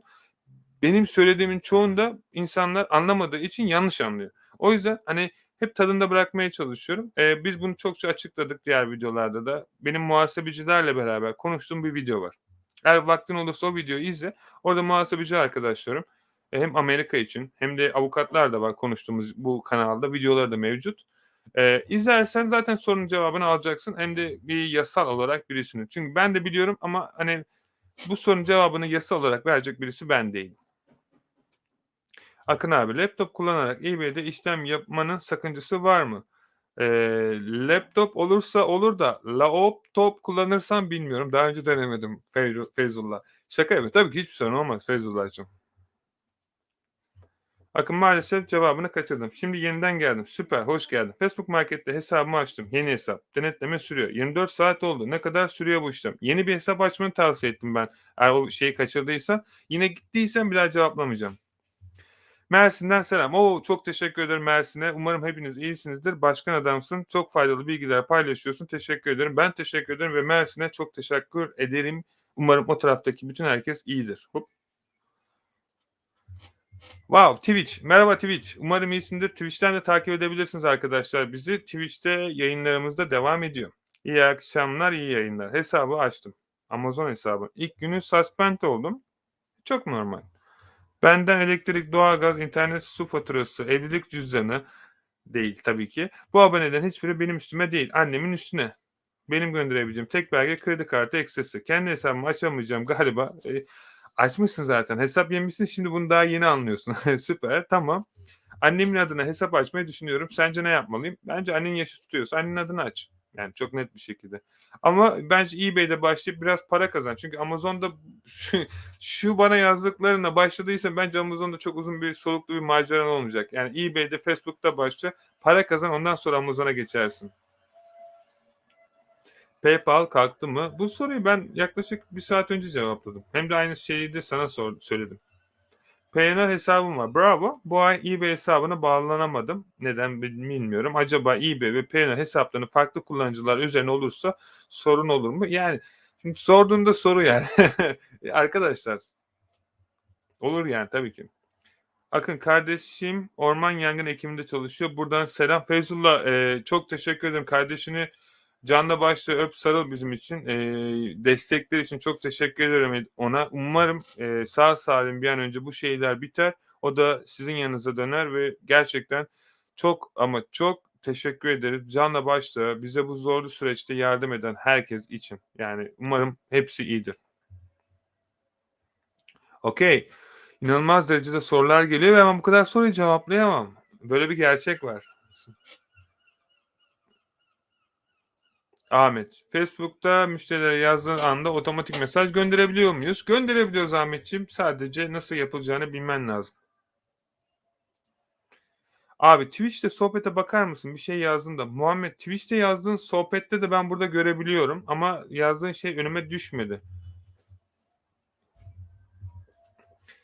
Abi yeni başlayanlara CJ Drop tavsiye eder misin? Hayır etmiyorum Mucit. Yeni başlayan arkadaşların böyle bir şey yapmasını tavsiye etmiyorum. Yeni başlayan arkadaşların hangi markette satıyorsa, Amerika'daysa Amerika toptancılarıyla, İngiltere'deyse İngiltere toptancılarıyla çalışmasını istiyorum.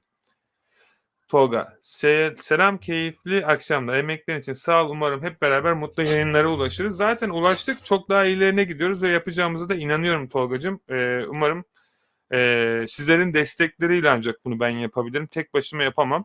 Ben bu kanalı açtığımda yani 10 kişi 20 kişi falan takip ediyordu arkadaşlar. Bugün 17 bine ulaştık sayenizde. O da sizler işte kanala takip ederek, videoları destekleyerek, sosyal mecralarda paylaşarak bu şekilde sizlerin desteğiyle ancak bir yerlere büyüyebilir ya da gelebiliriz çok net bir şekilde. O yüzden hepinizin her zaman işte videolar attığımızda beğenerek, takip ederek, paylaşarak sosyal medya hesaplarında bizlere yani çünkü şöyle bir gerçek var.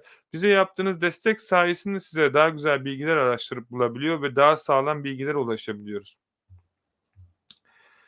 Hocam Amazon, eBay dışında Facebook Dropshipping için forum sitenizde bulunan toptancılardan ürün çekebilir miyiz? Oradaki tek tercihler güvenilir mi? Güvenli olmasa zaten paylaşmazdım. Eğer benim paylaştıklarımı diyorsan Muratçım, tabii ki yapabilirsin. PNR kullanırsak Amazon'da ödeme yapma açısından bir sorun yaşar mıyız? eBay, PayPal'a bağlanmıyor yeni hesaplarda. Yo yaşamazsın. Niye yaşayasın ki? Abi bir kodum. Bunun videosunu çektim. Lütfen bu videoyu izleyin arkadaşlar. Okey. Oo, Emre sen spam çıktın. Feyzullah merhaba, umarım iyisindir. Söylediğiniz kurgunun linkini buraya atabilir misiniz? Bulamıyorum da. Açıkçası valla yani şimdi nasıl paylaşacağımı bilmiyorum ama eğer bizim takımdan biri izliyorsa şeyi paylaşabilirse süper olur arkadaşlar. Ya da direkt dijital market mentoring yazarsan direkt karşına zaten bizim site çıkıyor. Oradan da bakabilirsin. Bu sağcım canlı chatte arkadaşlar yardımcı olur sana. Abdülmecit, Emre Güner'i video izle hacı hazır pasta bekleme boş Süper ya. Twitch'e bakar mısın? Arkadaşlar tekrar diyorum Enes PayPal kalkmadı. Hesap açtım. İkinci el ürün yükledim. Bir hafta bekledim. Şu an seri şekilde ürün yüklersem suspend tehlikesi olur mu? Tabii ki olur. 4 adet eBay ürünleri listeleme yaptım. Tamam. Aradan 5 gün geçti. Toplam 20 görüntülenmesi var. Satış olarak mı? Abi sence neyi değiştirmeliyim? Ya benim bazı videolarım var. Satacak ürünleri bulmanız için arkadaşlar. O videoları izlemenizi tavsiye ederim. İyi akşamlar Akın Yılmaz. Kolay gelsin. Elimden geldiği kadar seni takip ediyorum. Çok teşekkür ederim. Başarılar gençlere faydalı oluyorsun. Gerçekten bir gün görüşmek üzere. Uzak değiliz. Londra'da görüşürüz vaktin olduğunda. Her zaman beklerim. Tekrar dediğim gibi Londra benden sorulur. İngiltere de benden sorulur. Gelen olursa haber versin. Şaka yapıyorum ama gerçekten öyle. Bir gerçekliği var yani. Hocam biliyorum canlı yayında söylediğiniz şimdi kanalda var. Video kredi kartı eklemek için dediniz ama siz gösterir misiniz? Ben bulamadım da. Cem üzülerek sadece bir şey söylüyorum. Araştırmayı öğrenemediğin sürece ben bunu sana göstersem de yarın başka sorunda takılacaksın. Bir araştırma şeyi olması gerekiyor ki başarman için. Ben senin başaracağını biliyorum. Kanalda bugün mesaj geldi. 300 tane videom var. Son geriye dönüp baktığında zaten bu anlattığın şey en fazla 2 aylık videolar arasında en fazla 2 aylık video içerisinde toplam belki 30 tane video çekmişimdir. 30 tane videoya bakman gerekecek. Ben eminim bunu başarabilirsin. Eğitim videolarına buradan ulaşabilirsiniz. Nereden? Bilmiyorum. Arkadaşlar link paylaştıysanız büyük ihtimal sistem engelliyor olabiliyor. Yani canlı yayında. O yüzden linkleriniz gözükmüyor olabilir. Spam'a düşüyordur büyük ihtimal. Dijital market mentoring'den paylaşabilirsiniz diye düşünüyorum ya da illa bakmak isteyen varsa yeni site yaptık arkadaşlar. Bayağı uğraştık öteki siteyi. Ben bedava eğitim verdiğimde çökerttiniz. Yeni site yaptık. Bakmak isteyen olursa canlı chat'e şuraya yazayım. Gidin bakın. Çok gülmüştüm ona. Bir şey soracaktım. Amazon'dan tedarik ettiğimiz ürünleri eBay'de satan satıcıların feedback'lerine baktığımızda Amazon'dan gönderdi feedback'lerini görüyorum. Bu düşük ihtimal ama bunun çözümü var Mustafa, hiç sorun değil. Akın hocam, PNR'den eBay'e bağlama için ek belgeler istedi. Tamam, çok normal. Banka enstresi, PNR ve eBay adres hesapları aynı, kesinlikle aynı olmalı Abdülmecit. Kesinlikle. Noktası virgülüne kadar. Bu çok önemli. Ona çok dikkat et. Kesinlikle ve kesinlikle çok dikkat et. Değilse de git PNR'ın adres bilgilerini aynı eBay'deki gibi yap ya da aynısının tam tersini eBay'de yap. Güncelle bilgilerini, çünkü aksi takdirde sistem onay vermeyecektir. Abi, sıfır ürün listelemeye başlayalı neredeyse 3 hafta oluyor. Ancak satışım yok. Demek ki doğru ürün bulamadın. Dediğimiz taktiklerdeki uygulamanın kitap okurmuş gibi yorumlarınızı okuyorum. Ama neden böyle oluyor? Muammerciğim, üzülerek söylüyorum. Doğru ürünü bulamamışsın. Hadi size bir güzellik yapayım. Satan ürün bulalım 2 dakikada ve böylelikle neyin nasıl sattığını sizlere göstereyim. Ekranımı paylaşıyorum kısa bir süreliğine. Bunu da okay, ekranımı gördüğünüze inanıyorum arkadaşlar. Bu bizim yeni sitemiz. Bakmak isteyen, o çokça soruyordunuz ya, işte bu bizim yeni sitemiz arkadaşlar. Burada sizler için arzu ettiğiniz şeyleri paylaştık. Burada, benim anlattığım eBay eğitimi şuradaki olan. Buna katılabiliriz. Burada çok güzel şeyler paylaştık arkadaşlar, yeni site. Şimdi gelin satacak ürün bulalım size. Ben size 2 dakikada vereyim, hiç uğraştırmayın beni. Siz kendiniz de uğraştırmayın. Ben size direkt armut piş, ağzıma düş misali. Çünkü benim anlatma sürecim, bazen beni yoruyor. Burada gördüğünüz gibi arkadaşlar, eBay'de en iyi satan ürünlerin şu an şu ürün olduğunu ben direkt görebiliyorum buradan. Amerika'da satanlar varsa 33.726 kere satılmış. Facebook'çular bunu görün. Arkadaşlar, nokta atışı bitti. Siz bu ürünü satıp da, yani listeleyip de satamama gibi imkânınız yok. Öncelikle net bir şekilde bunu söylüyorum size. Başka ürünler de burada. Şimdi ben burada Zik Pro'dan en iyi satan 48 saat içerisinde, bu çok önemli, 48 saat. Böyle dışarıda anlatılan şeylere benzemez bunlar. O almış olduğunuz uzman eğitimlerde bunları bulamazsınız. Ama bakın burada neler sattığını ben size bulabilirim.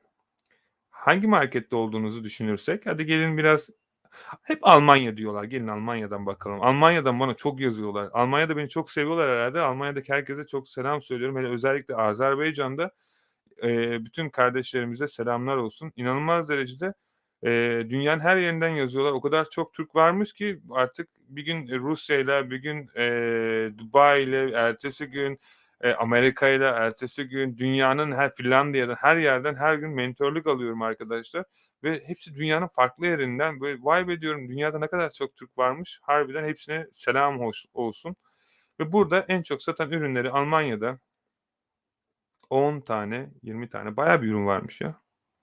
Bu ürünler arkadaşlar deli gibi satıyor. Buradaki zaten rakamları görebiliyorsunuz. 48 saat içerisinde. Yani şu an trend olan ürünler. Size bunlar lazım.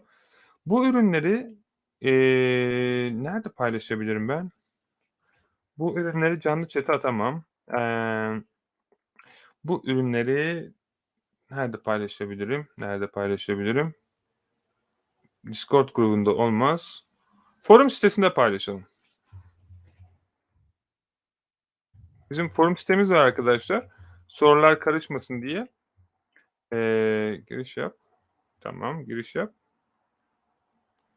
Tamam. Burada ben yeni konu açayım. Sizlere daha ne yapayım? Satacak ürünlerin listesini çıkartıyorum arkadaşlar ve eBay'de konular olsun. Almanya var mı burada? Almanya konular. Tamam. Tamam. Almanya, satan ürünler listesi ve de kopyala. Tamam, yeni konu aç.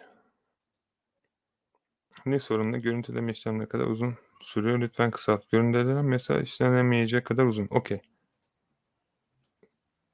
Şöyle yapalım.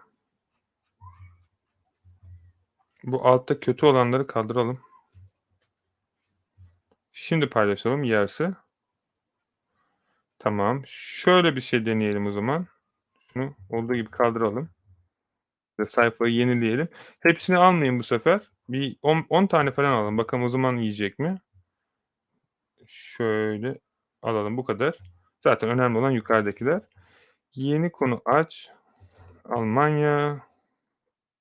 Toptancı listesi. Toptancı listesi değil aslında da yanlış yazdım. Ürün listesi olacaktı. Yeni konu aç. Tamam, bunu paylaştım. Bu bir. Hadi gelelim ikinci olarak arkadaşlar, size Almanya'dan değil bir de İngiltere'den bulalım. İngiltere'de en çok satan ürünler. Çok fazla yapmayalım. Bir 30-40 tane yeter. Buradan yeni konu açtan sizlere bunları hepiniz görebiliyorsunuz. İngiltere, İngiltere, satan. Sizler de yorumlarınızı kayıt olarak burada paylaşabilirsiniz. Satan ürünler, cücük de koyalım ve şuradan şunu kapatayım.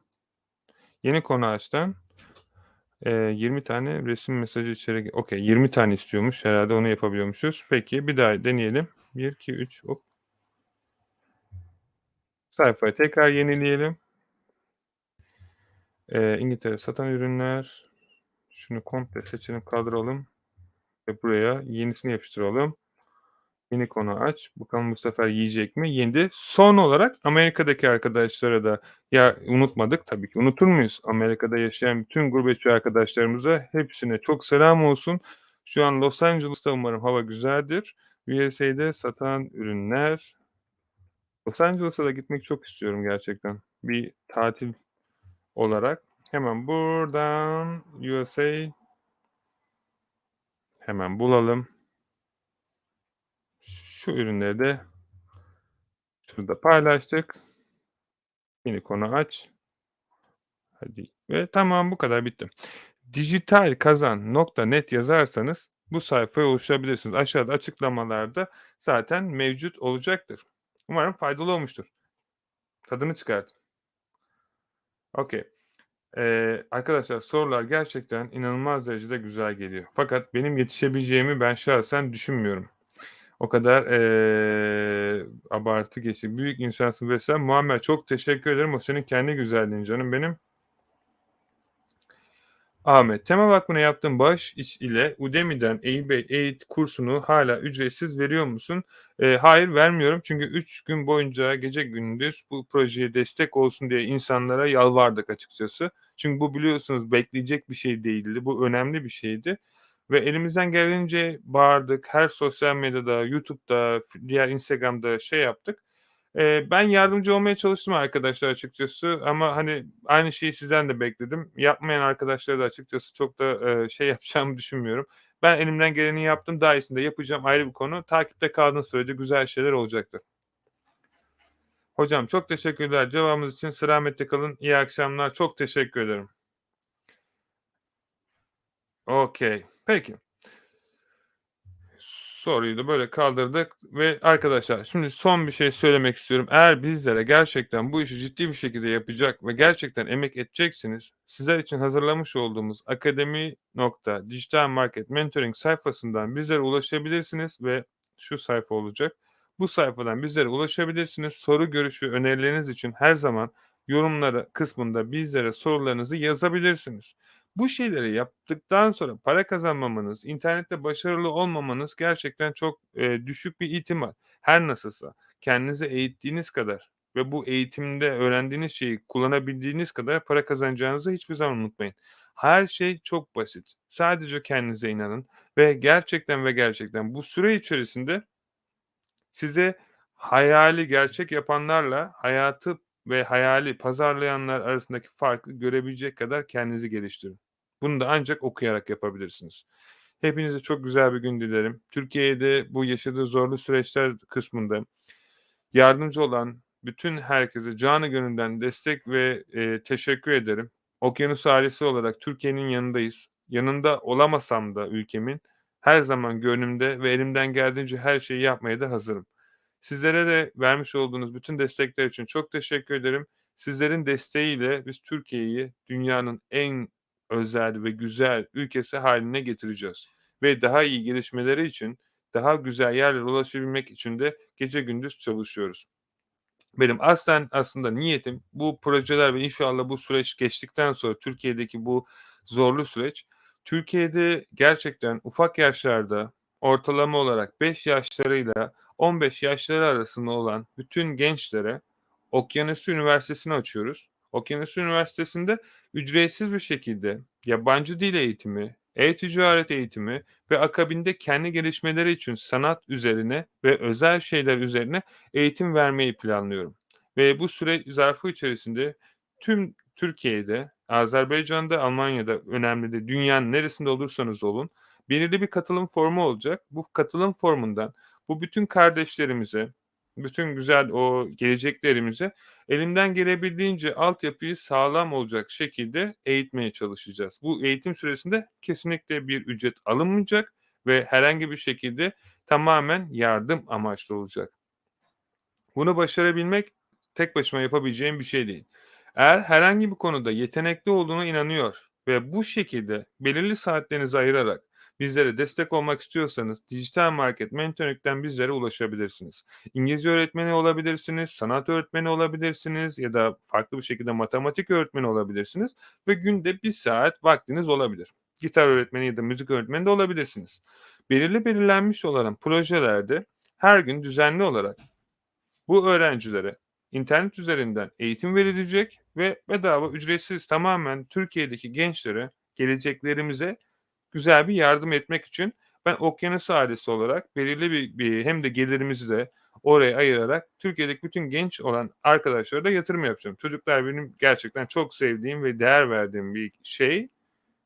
O yüzden bu çocukların doğru ve güzel bir şekilde büyümesi için elimizden geldiğince Okyanus ailesi olarak çalışacağız. Sizlerin de desteklerini bekleyeceğim. Eğer bu konuda yetenekli olan arkadaşlar varsa gerek organize, gerek eğitim, gerek diğer öğretim kısmında bizlere her zaman iletişime, hatta benle her zaman özelden, Instagram'dan ya da Facebook'tan nereden isterseniz iletişime geçebilirsiniz. Özellikle Instagram'dan attığınız mesajlar spam'a düşüyor. Cevaplamam bazen zamanımı alıyor çünkü spamları çok fazla kontrol etmiyorum. O yüzden, gecikmeyi lütfen maruz görün arkadaşlar ve bu şekilde başlatmış olduğumuz projede bütün gelecek arkadaşlara da faydalı olacağız. 15 ve üzeri olan genç arkadaşlar için de her şeyimizi ayırdık. Bu hafta içerisinde yeni bir şey planlıyorum ve takımca ayarladık zaten. Hesaplarınızın yönetimi ve diğer şeyler hakkında çok güzel bir şey buldum, ve inşallah da bence çok güzel olacak. Elimden gelenin en iyisini yapmaya çalışacağım bizim takımla beraber ve eminim de en iyisini yapacağız.